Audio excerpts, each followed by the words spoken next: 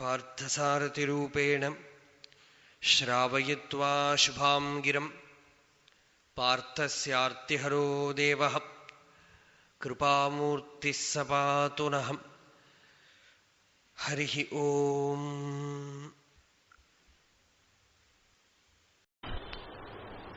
എല്ലാ ഭാവങ്ങളും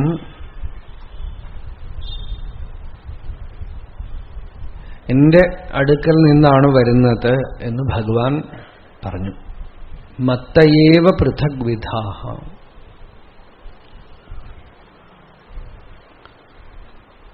നമുക്ക് പ്രപഞ്ചം കാണുന്നുണ്ട്, കണ്ണടച്ച ഉള്ളിൽ മനസ്സ് കാണുന്നു.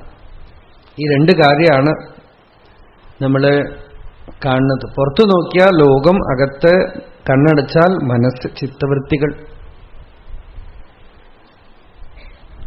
മാനസപ്രത്യക്ഷം, ബാഹ്യപ്രത്യക്ഷം. പുറമേക്ക് കാണുന്നതാണ്. അപ്പൊ നിങ്ങളെയൊക്കെ കാണാം. കണ്ണടച്ചാലോ എന്തൊക്കെ ചിത്തവൃത്തികളുണ്ടോ അതൊക്കെ കാണും. ഈ ചിത്തവൃത്തികളും പുറമേക്കുള്ള വിഷയങ്ങളും ഭഗവാൻ 5-ാമത്തെ അധ്യായത്തിൽ പറഞ്ഞു, യോഗി രണ്ടിനെയും സാക്ഷിയായിട്ട് നോക്കിക്കൊണ്ടിരിക്കുന്നു.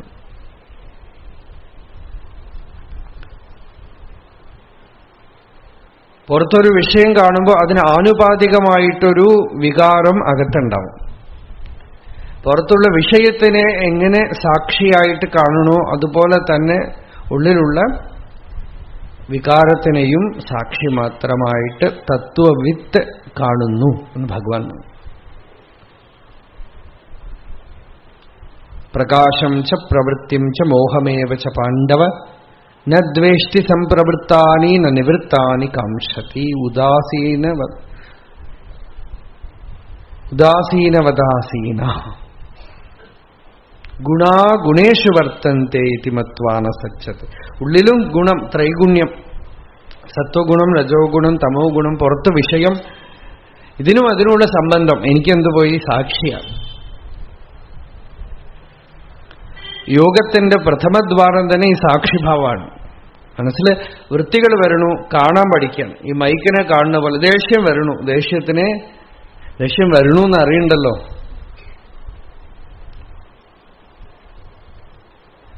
അപ്പോ പുറത്തൊരു സാധനത്തിനെ കാണുന്ന പോലെ ദേഷ്യത്തിനെ കാണുന്നു. ഇതാണ് ആദ്യത്തെ പ്രാക്ടീസ്, അഭ്യാസം. ദേഷ്യം വരുമ്പോ അപ്പൊ തന്നെ പോയി റൂമിൽ പോയി വാതിലടച്ചിട്ട് ഈ ദേഷ്യം എങ്ങനെ പൊന്തുന്നു, ദേഷ്യം എന്തൊക്കെ ചെയ്യണു, അതൊരു സാധനമാണ്, ഒബ്ജക്റ്റാണ്. ചിലര് സിനിമയൊക്കെ കണ്ടു കഴിഞ്ഞാൽ സിനിമയിൽ ഐഡന്റിഫൈ ആവും.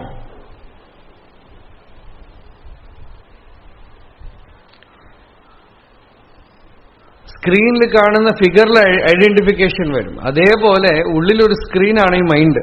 പക്ഷെ അതിന് സ്പേസ് ഇല്ലാത്തത് കൊണ്ട് നമ്മൾ ഒന്നായിട്ട് പോവാണ്. You have to find space.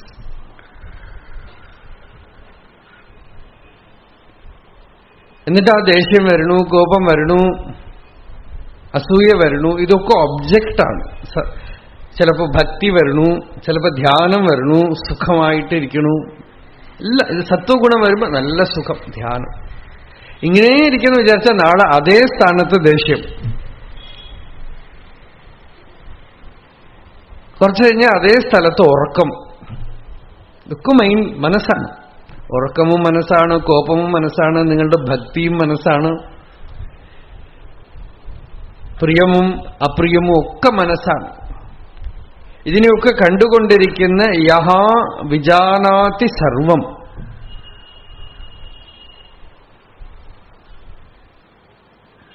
സാക്ഷി മാത്രമായിട്ട് ആരാണോ എല്ലാത്തിനെയും കണ്ടുകൊണ്ടിരിക്കുന്നത്, ആ സാക്ഷ്യകാരൻ, ആ സാക്ഷി,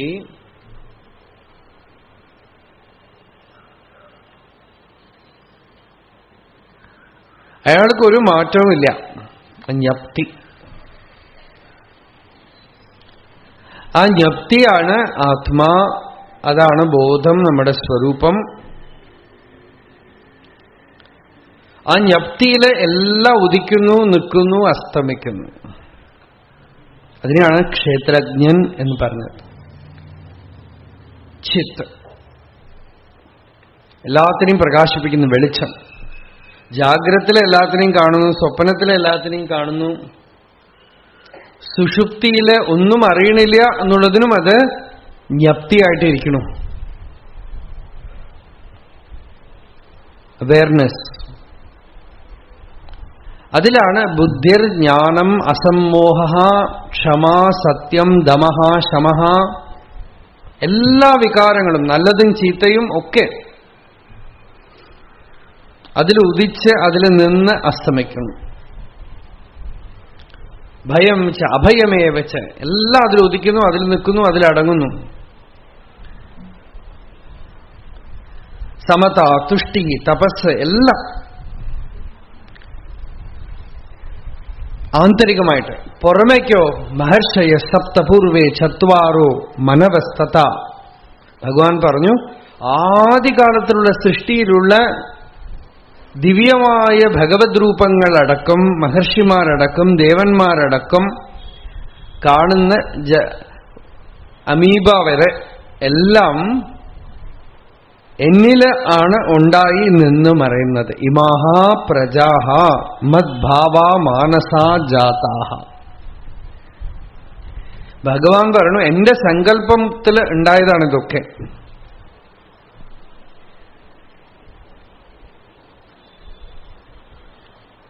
ഏഷാം ലോകേ ഇമാഹ പ്രജാഹ.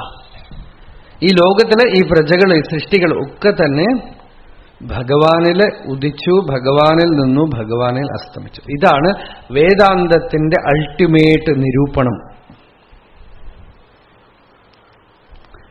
The end and conclusion of science, where science has to end. വേദം എന്ന് പറഞ്ഞാൽ ഒരു വിധത്തിൽ സയൻസ് എന്ന് പറയാം. വേദാന്തം എന്ന് വെച്ചാൽ എൻഡ് ഓഫ് സയൻസ്. എന്നുവെച്ചാൽ സയൻസ് ഒക്കെ ചെയ്ത് അറിഞ്ഞ് കണ്ടുപിടിക്കുന്ന വിദ്യകളാണല്ലോ, അതൊക്കെ അവിടെ അവസാനിച്ചു.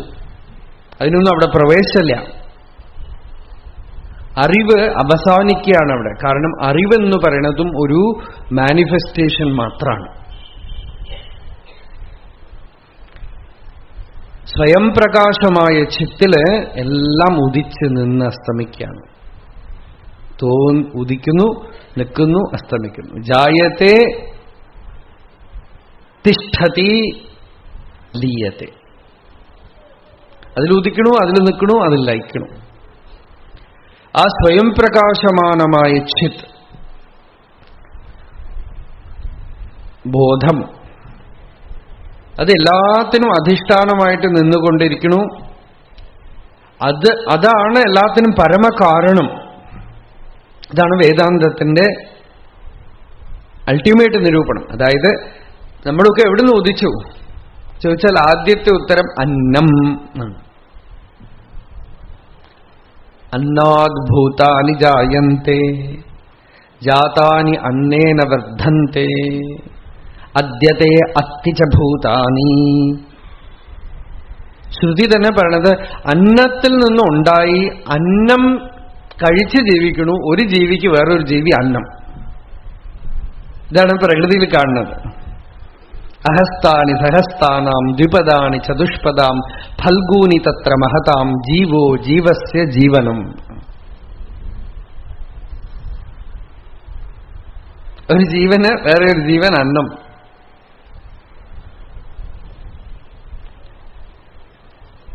പടിപ്പടിയായി പ്രാണൻ, മനസ്സ്, അങ്ങനെ ആരാഞ്ഞു പോയി അവസാനം ശ്രുതി പറയണത് ആനന്ദം. ആനന്ദം എന്ന് വെച്ചാൽ ബ്രഹ്മം, ഭഗവാൻ.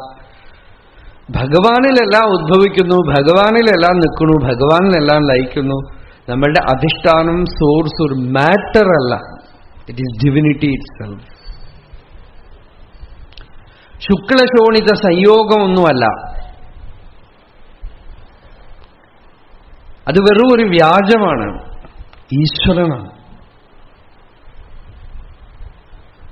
നമ്മളെ സയൻസ് എന്ന് പറയണത് ശരിക്കും പറഞ്ഞാൽ വെറും ഒരു ഇന്ദ്രജാലം, ഒരു ജപ്പിടി വിത്ത, ഒരു പറ്റിക്കൽ മാത്രമാണ്. ഈശ്വരന്റെ ഒരു ചമത്കാരവും ഈശ്വരൻ കാണാൻ സമ്മതിക്കില്ല. മരണം എങ്ങനെ സംഭവിച്ചു വെച്ചാൽ ഹാർട്ട് അറ്റാക്ക് എന്ന് പറയുന്നു. അല്ലെങ്കിൽ ക്യാൻസർ എന്ന് പറയും. മരണത്തിന് വാസ്തവത്തിൽ ഒരു കാരണവും വേണ്ട. ഈ പറയുന്ന കാരണങ്ങൾ കൊണ്ടൊന്നും മരിക്കാതെ എത്രയോ പേരിയ്ക്കും. മരിക്കുമ്പോൾ മരിക്കണു, ഈശ്വരൻ കൊണ്ടുപോകണം. ആ സമയമാകുമ്പോ ആ കാലപുരുഷൻ കൊണ്ടുപോകണം. പക്ഷെ അങ്ങനെ ആരെ കൊണ്ടും പറയിപ്പിക്കില്ല. അതേപോലെ കുഞ്ഞുങ്ങൾ എങ്ങനെ ജനിച്ചു എന്ന് ചോദിച്ചാൽ സ്ത്രീ പുരുഷ സംയോഗം കൊണ്ടാണെന്ന്. സ്ത്രീ പുരുഷ സംയോഗം കൊണ്ട് എത്ര പേരാ കുഞ്ഞുങ്ങൾ ജനിക്കാതെ വിഷമിച്ചുകൊണ്ടിരിക്കണം. മത്തയേവ ഭഗവാൻ പറഞ്ഞ എന്നിൽ നിന്നാണ് വരുന്നത്, ഈശ്വരനിൽ നിന്നാണ്. നോക്കൂ, സയൻസ്, സൈക്കാട്രി ഇതൊക്കെ കൂടെ ആളുകളെ ഈശ്വരത്വത്തിൽ നിന്ന് അകറ്റിക്കൊണ്ടേ പോവുകയാണ്. ജഡത്തു നിന്നാണ് ഉണ്ടാവണത്, മനസ്സിൽ നിന്നാണ് ഉണ്ടാവണത്, വികാരത്തിൽ നിന്നാണ് ഉണ്ടാവണത് എന്നൊക്കെ പറഞ്ഞ്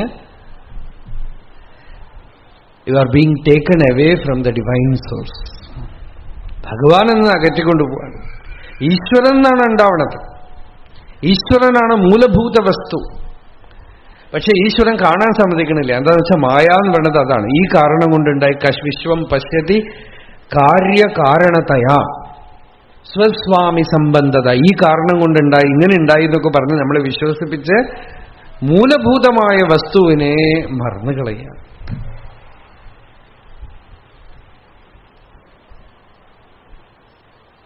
ചൈതന്യമാണ് മൂലകാരണം. മത്തയേവ പൃഥക് വിധാഹ. പ്രപഞ്ചത്തില് എല്ലാത്തിനും ഒറ്റ ഉത്തരമേ ഉള്ളൂ. ശരിക്കും പറഞ്ഞാൽ ഒരുപാട് പഠിക്കാനുള്ള നഴ്സറി ക്ലാസ്സിൽ പോയി ഒരു ദിവസം ആദ്യത്തെ ദിവസത്തോടെ പഠിപ്പ് അവസാനിച്ചു. ജന്മാദ്യസ്യതഃ കഴിഞ്ഞു.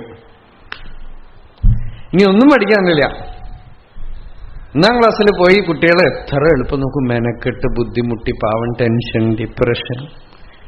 2ാം ക്ലാസ് കുട്ടികളൊക്കെ വന്ന് സ്വാമി ഡിപ്രഷൻ, നമ്മൾ അടിയാണ് കൊടുക്കേണ്ടതെന്നല്ലേ.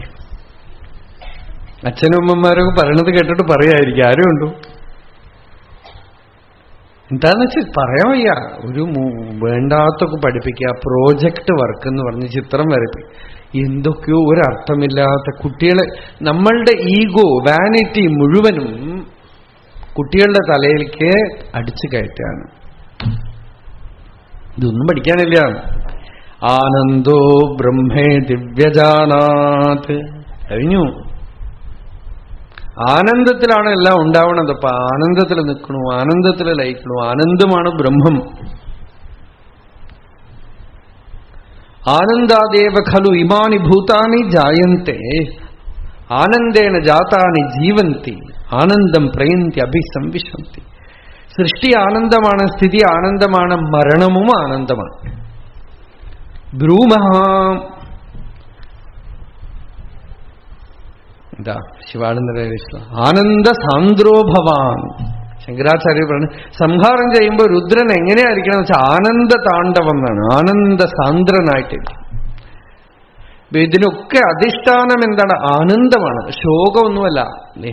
ബുദ്ധമതത്തിനെ എന്തുകൊണ്ടാണ് വേദാന്തികൾ എതിർത്തതെന്ന് വെച്ചാൽ ശൂന്യം ശൂന്യം. അത് കേട്ടാൽ തന്നെ നമുക്ക് ശൂന്യതയുടെ പ്രതീതി വരും ബുദ്ധിയിൽ. ആ വാക്ക് ഉപയോഗിക്കുന്നത് തന്നെ ഒരു കുഴപ്പമാണ്. ചില വാക്കുകളൊന്നും ഉപയോഗിക്കാൻ പാടില്ല. പാഴ് എന്നാണ് തമിഴിലതിന് വാക്ക്, ശൂന്യം എന്നുള്ളത്. ശൂന്യം. നിങ്ങൾ പറയണ ആനന്ദം തന്നെയാണ് ഞങ്ങൾ ശൂന്യം പറയുന്നത്. എന്നപ്പോ ആനന്ദം തന്നെ പറഞ്ഞൂടെ? എന്തിനാ ശൂന്യം എന്ന് പറയണതാണ്? എല്ലാം ശൂന്യമാണ്. അത് ഒരു ഡയമെൻഷനാണ്. പക്ഷെ നമ്മൾ പറയുമ്പോ ഉള്ള വസ്തു ഉള്ളതിനെ അസർട്ട് ചെയ്യണതിന് പകരം ഇല്ലാത്തതിന്റെ അവിടേക്ക് എന്തിനു പോകണം? ആനന്ദം പൂർണ്ണമാണ് ഇവിടെ. ഈ ആനന്ദമാണ് എല്ലാത്തിനും സോഴ്സ്. ആനന്ദം എന്ന് വെച്ചാൽ ഭഗവാന്റെ സ്വരൂപം. അതാണ് ഭാഗവതത്തിലെ കൃഷ്ണാവതാരത്തിൽ ഭഗവാൻ അവതരിക്കുമ്പോ ആനന്ദരൂപ ഭഗവൻ അയിതേവതാദേ പ്രാപ്തേ പ്രദീപ്ത ഭവദംഗ നിരീയമാണൈ കാന്തിവ്രജൈരിവ ഘനാഘനമണ്ഡലൈർദ്യാം ആവൃൺവതി വിരുരുചേ കില വർഷവേള. ആനന്ദരൂപ ഭഗവൻ. അപ്പൊ ആനന്ദം ഭഗവാന്റെ സ്വരൂപമാണ്. അതിന്നാണ് ഈ പ്രജകളും സൃഷ്ടിയൊക്കെ ഉണ്ടായത്. അങ്ങനെ സൃഷ്ടിയുടെ മൂലമായ വസ്തു ഭഗവാനാണ് എന്ന് നിരൂപിച്ച ശേഷം എല്ലാറ്റിലും ദിവ്യത്വം കാണുന്നു. ഒരു അജ്ഞാനം നമ്മളുടെ ഉള്ളിലുണ്ട്. എന്താ അജ്ഞാനത്തിന്റെ സ്വരൂപം എന്ന് വെച്ചാൽ ബ്രഹ്മത്തിൽ നിന്നും അന്യമായ വസ്തു ഉണ്ട് എന്നുള്ളതാണ് അജ്ഞാനം. എത്ര അന്യത് പശ്യതി, അന്യത് ശൃണോതി, അന്യത് വിജാനാതി തദൽപം. എത്ര ന അന്യത് പശ്യതി, ന അന്യത് ശൃണോതി, നാന്യത് വിജാനാതി സഭൂമ. ഭൂമൈവ അമൃതം സുഖം നാൽപ്പേ സുഖമസ്തി. അന്യമായി കാണുന്നവൻ കാണപ്പെടുന്ന വസ്തു ഒക്കെ തന്നെ ത്രിപുടിഹീനമായ ചിന്മാത്രമായ വസ്തുവായി എപ്പോ അറിയപ്പെടുന്നുവോ അപ്പൊ ആനന്ദൻ. അന്യം കാണുമ്പോ ഇയാൾക്ക് ഒരുപക്ഷെ ധ്യാനത്തിലിരിക്കുമ്പോ സുഖം തോന്നിയാലും ധ്യാനം വിട്ട് ഉണർന്നാൽ ഇയാളുടെ യോഗസ്ഥിതിയൊക്കെ പോയി പോകും, ഇയാളുടെ സമാധാനമൊക്കെ പോയി പോകും, നിലകൊലഞ്ഞു പോകും. ജീവിതത്തിൽ പലത് കാണുമ്പോൾ, പല വിഷയങ്ങൾ കാണുമ്പോൾ ഭ്രമിച്ചു പോകും. അപ്പൊ ഭഗവാൻ ഇവിടെ പറഞ്ഞു, ഇങ്ങനെ എന്റെ വിഭൂതിയെ ആരറിയുന്നു, ഏതാം വിഭൂതിം യോഗം ച. രണ്ട് കാര്യമായിട്ടാണ് ഭഗവാൻ പറയുന്നത്. ഒന്ന് വിഭൂതിയും ഒന്ന് യോഗവും. മമയോ വേത്തി തത്വതഃ. കുറെ സൂക്ഷ്മമായ വിഷയമാണ്, എങ്കിലും ശ്രമിക്കാം നമുക്ക്. തത്വതഃ വേത്തി, താത്വികമായിട്ട് അറിയുക എന്ന് പറഞ്ഞൊരു വിഷയമുണ്ട്. താത്വികം എന്ന് വെച്ചാൽ ഫിലോസഫി എന്നർത്ഥമല്ല, അതായിട്ട് തന്നെ ഇരുന്നറിയാം. തത്വം ആധ്യാത്മികം ദൃഷ്ട്വാ, തത്വം ദൃഷ്ട്വാ തു ബാഹ്യതഃ തത്വീഭൂതഃ തദാ രാമഃ തത്വാദ് അപ്രച്യുതോ ഭവേത് എന്ന് ഗൗഡപാദാചാര്യർ. പുറമേക്കും ഭഗവത് ദർശനം കണ്ണടച്ചാലും കണ്ണു തുറന്നാലും ഒന്നും യോഗസ്ഥിതി വിട്ടുപോകുന്നില്ല തത്വജ്ഞാനിക്ക്. പ്രഹ്ലാദൻ അങ്ങനെ ഒരു സ്ഥിതിയിലിരുന്നു അല്ലെ? പ്രഹ്ലാദൻ ധ്യാനിച്ചുകൊണ്ടിരുന്നു എന്നേ പറഞ്ഞില്ല, കണ്ണു തുറന്നു തന്നെയാണ് ഇരിക്കുന്നത്. ഏറ്റവും അധികം വിഷമം പിടിച്ച ഒരു സന്ദർഭത്തിൽ ഇരുന്നിട്ടും ഒരു ക്ഷണനേരത്തേക്ക് പോലും യോഗഭ്രംശം ഉണ്ടായില്ല. അതിനാണ് ഭഗവാൻ ഈ ശ്ലോകത്തിൽ അവികമ്പയോഗം എന്ന് പറയുന്നത്. അപ്പോ ഏതാം വിഭൂതിം, എല്ലാം ഭഗവാനിൽ നിന്നാണ് ഉണ്ടാവുന്നത്, ഭഗവത് സ്വരൂപമാണ് എല്ലാത്തിന്റെ ഉള്ളിലും. ഭാഗവതത്തിന്റെ ഒരു മെസ്സേജ്, ഹിരണ്യകശിപുവിന്റെ ഉള്ളിലും ഭഗവാനുണ്ട്, ഹിരണ്യാക്ഷന്റെ ഉള്ളിലും ഭഗവാനുണ്ട്, രാവണന്റെ ഉള്ളിലുമുണ്ട്, കുംഭകർണന്റെ ഉള്ളിലുമുണ്ട്. രാമന്റെ അടുത്ത് മാത്രമല്ല, കൃഷ്ണന്റെ അടുത്ത് മാത്രമല്ല. അതുകൊണ്ടാണ് അവർ 3 ജന്മങ്ങളിൽ കഴിഞ്ഞുപോയി. അവർക്കും ഒരു ആന്തരികമായ ഒരു സ്പിരിച്വൽ സ്റ്റേറ്റ് ഉണ്ട്. അതിന്റെ അപ്പൊ എന്താന്ന് വെച്ചാൽ ഏറ്റവും വലിയ വിഘ്നം നമുക്ക് പോയി. നമുക്ക് എല്ലാവരെയും ഭഗവാനായി കാണാം, പക്ഷെ ഈ ദുഷ്ടന്മാരെയൊന്നും കാണാൻ പറ്റില്ല എന്ന് പറയുമ്പോ, ഈ ദുഷ്ടന്മാരില്ലാതെ നമുക്ക് ലോകത്തിൽ ഇരിക്കാൻ പറ്റുമോ? എല്ലാ തരത്തിലുള്ള ആളുകളും ഉണ്ടാവും ഇവിടെ. നല്ല ആളുകളും ശിവായത ശിവതറായ ച, ശിവവും അശിവവും ഒക്കെ ഇവിടെ ഉണ്ടാവും, നല്ലതും ചീത്തയും ഒക്കെ ഇവിടെ ഉണ്ടാവും. അപ്പൊ എല്ലാറ്റിനും പുറകില് ഉള്ള വിഭൂതി, ഈശ്വര വിഭൂതിയെ അറിയുന്നു. അറിഞ്ഞിട്ട് യോഗം എന്ന് പറയുന്നത് എന്താന്ന് വെച്ചാൽ ആ കാണുന്ന വിഭൂതിയെ അറിയുന്ന ഒരു കാര്യം. ഇപ്പൊ നിങ്ങൾക്ക് ഭഗവത്ഗീത കേൾക്കുമ്പോൾ തന്നെ അറിയും, പറയുമ്പോൾ തന്നെ അറിയും, പക്ഷെ വ്യവഹാരത്തിലേക്ക് വരുമ്പോൾ പോയി പോകും. വ്യവഹാരത്തിൽ വരുമ്പോ നമ്മളുടെ സമനില തെറ്റാതെ ഇരിക്കുന്നതാണ് യോഗം. സമത്വം യോഗ ഉച്യത്തെ. ആ വിഭൂതി ജ്ഞാനം, അതിന്റെ പ്രഭാവം, അതിന്റെ ഇമ്പാക്ട് ജാഗ്രത്തിൽ മുഴുവൻ, ശങ്കരാചാര്യർ ഒരിടത്ത് പറയണു, ജാഗ്രത്തിൽ മുഴുവൻ മനനം ചെയ്ത് സ്വപ്നത്തിലും അത് ദർശനമാവണം. ഗീതയിൽ ഒരിടത്ത് ഭഗവാൻ പറഞ്ഞു, മരിക്കുമ്പോ എന്ത് ചിന്തിച്ചുകൊണ്ട് മരിക്കണോ അടുത്ത ജന്മം അതുപോലെ എന്ന് പറഞ്ഞു അല്ലേ? പ്രസിദ്ധമായ പ്രഖ്യാപനമാണ്. അപ്പൊ ഒരാള് ഒരു മഹാത്മാവിന്റെ അടുത്ത് ചെന്നിട്ട് ഒരു സാധകൻ പറഞ്ഞു, ഇങ്ങനെ ഞാൻ ഗീതയിൽ കണ്ടു, ഞാൻ അതുകൊണ്ട് ഭഗവാനെ ധ്യാനിച്ചുകൊണ്ട് ലോറിയുടെ അടിയിലേക്ക് പോകുമ്പോ എന്തായാലും എനിക്ക് ഭഗവത് പ്രാപ്തി വേണം. അതുകൊണ്ട് ഞാൻ ആ ഭഗവാനെ ധ്യാനിച്ചുകൊണ്ട് ആ ലോറിയുടെ അടിയിലേക്ക് അങ്ങോട്ട് പോവാ, ഓടണ ലോറിയുടെ ഉള്ളിലേക്ക്. അപ്പൊ എനിക്ക് ഭഗവത് ഇതൊക്കെ നിനക്ക് പറയാപ്പാം. ലോറിയുടെ അടിയിലേക്ക് പോകുന്നതിന് മുമ്പ് തന്നെ മനസ്സൊക്കെ മാറും. ഇവിടുന്ന് തീരുമാനിക്കണ പോലെ ഒന്നും നടക്കില്ല. ഇവിടുന്ന് ഇത്രയും സ്പേസ് ഉണ്ടല്ലോ, അതിന്റെ ഉള്ളില് നിനക്ക് മരണസമയത്തിൽ ഭഗവാനെ സ്മരിക്കണമെങ്കിൽ അതിന് ജീവിക്കണ കാലം മുഴുവൻ സ്മരിക്കണം. മരിക്കണ സമയത്ത് ഭഗവാൻ വരും എന്നുള്ളതിന് എന്താ ഉറപ്പ് എന്ന് വെച്ചാൽ, സ്വപ്നത്തിൽ നിരന്തരം ഭഗവത് ദർശനം ഉണ്ടാവണമെങ്കിൽ മരണം പേടിക്കണം. ജാഗ്രത്തിൽ മുഴുവൻ ഉണ്ടാവുന്ന ശ്രവണ മനനം കൊണ്ട് സ്വപ്നത്തിലും ബ്രഹ്മവിചാരം ഉണ്ടാവണമെങ്കിൽ മരണകാലത്തിനെ ഭയപ്പെടണ്ട. അല്ല, നമ്മൾ ജാഗ്രതയിൽ എന്തൊക്കെയൊക്കെ കാണിച്ചാലും സ്വപ്നത്തിലാവുമ്പോൾ പഴയ ആളുകളൊക്കെ പുറപ്പെടും അല്ലേ? രാമായണം പറയണ ഒരു ആള് പറഞ്ഞു, എത്രയോ പേർക്ക് രാമദർശനം കിട്ടി, ത്യാഗരാജസ്വാമികൾക്കൊക്കെ കിട്ടി. എനിക്ക് രാമായണം ഇത്ര കാലം 30-40 വർഷം പറഞ്ഞിട്ട് സ്വപ്നത്തില് രാമനെ അല്ലാതെ ബാക്കി കുംഭകർണൻ, ശൂർപ്പണക, താടക ഒക്കെ വരുന്നുണ്ട്.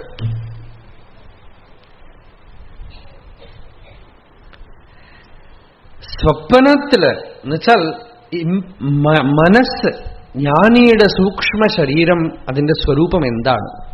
ജ്ഞാനിയുടെ സൂക്ഷ്മ ശരീരം ജ്ഞാനമയം തപഃ. യസ്യ ജ്ഞാനമയം തപഃ. ജ്ഞാനിക്കൊരു സൂക്ഷ്മ ശരീരമുണ്ട്. ആ സൂക്ഷ്മ ശരീരത്തിന്റെ സ്വഭാവം എന്താണ്? അത് ജ്ഞാനപ്രകാശമാണ്, ജ്ഞാനസ്പന്ദനമാണ്, ജ്ഞാനപ്രസരമാണ്, സ്വാനുഭൂതി സ്വരൂപമാണത്, ചിന്മാത്ര രൂപമാണത്. അതിലെ സാധാരണ ഉള്ള രാഗം, ദ്വേഷം, അധ്യവസായം, വികാരങ്ങള്, ഭാവനകള്, ഇമേജസ് ഒന്നുമില്ല. അവിടെ ബ്രഹ്മാകാര വൃത്തി മാത്രമേ ഉള്ളൂ. നിമേഷാർദ്ധമപി ന തിഷ്ഠന്തി വൃത്തിം ബ്രഹ്മമയീം വിനാ യഥാ തിഷ്ഠന്തി ബ്രഹ്മാദ്യാഹ സനകാദ്യാശുകാദയ. ശുദ്ധ ചിന്മാത്രമായ സ്ഫൂർത്തി, സ്ഫുരണയോടുകൂടിയാണ് ജ്ഞാനി ശരീരത്തിലിരിക്കുന്നത്. ജ്ഞാനിക്ക് ശരീരം നിൽക്കുമ്പോഴും ഒരു ശക്തി വേണമല്ലോ. ജ്ഞാനിക്കൊരു മനസ്സുണ്ടല്ലോ, ആ മനസ്സിന്റെ സ്വരൂപം എന്താണ്? മനസ്സും ഭഗവാനാണ്. അവിടെ മനസ്സും ചിന്മാത്രമായ ശക്തിയാണ്. മനസ്സ് ബ്രഹ്മാകാര വൃത്തിയായിട്ട് ജ്ഞാനസ്വരൂപമായിട്ട് തന്നെ ഇരിക്കുന്നു. അപ്പൊ എന്താ അവികമ്പയോഗം എന്ന് പറഞ്ഞു ഭഗവാൻ. സഹ അവികമ്പേന യോഗേന യുജ്യതേ നാത്ര സംശയം. ഈ ശ്ലോകം വായിച്ചോ? ഏതാം വിഭൂതിം യോഗം ച മമയോ വേത്തി തത്വതഃ സോവികമ്പേന യോഗേന യുജ്യതേ നാത്ര സംശയഃ.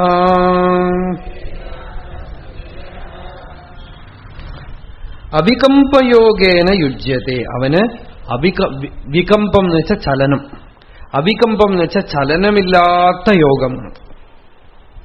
ഭഗവൻ നാമത്തിനെ ജപിച്ചുകൊണ്ട് ഉള്ളില് ഒരു ശ്ലോകം പറയാം.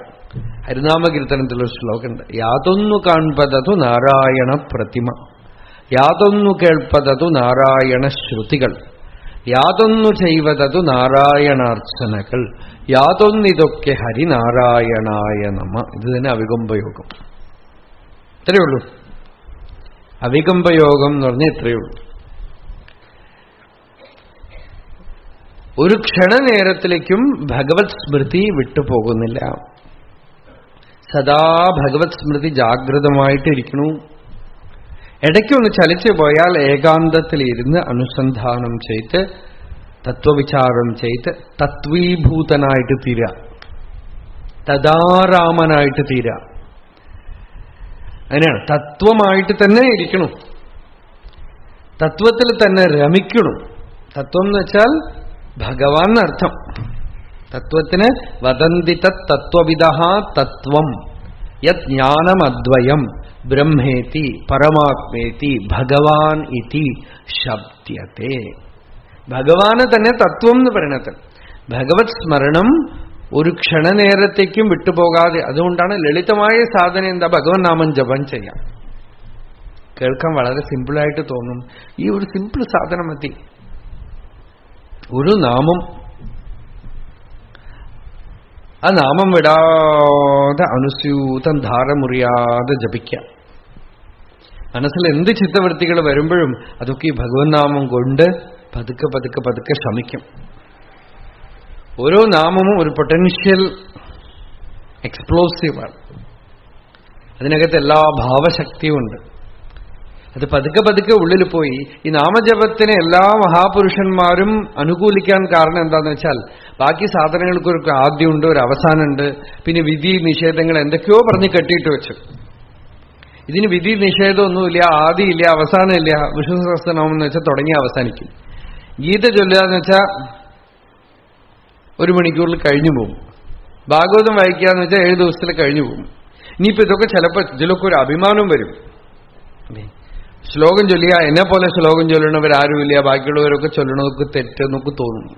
നാമം ജപിക്കണതിൽ ഏകദേശം ആ ദൂഷ്യമൊന്നും വരാൻ സാധ്യതയില്ല.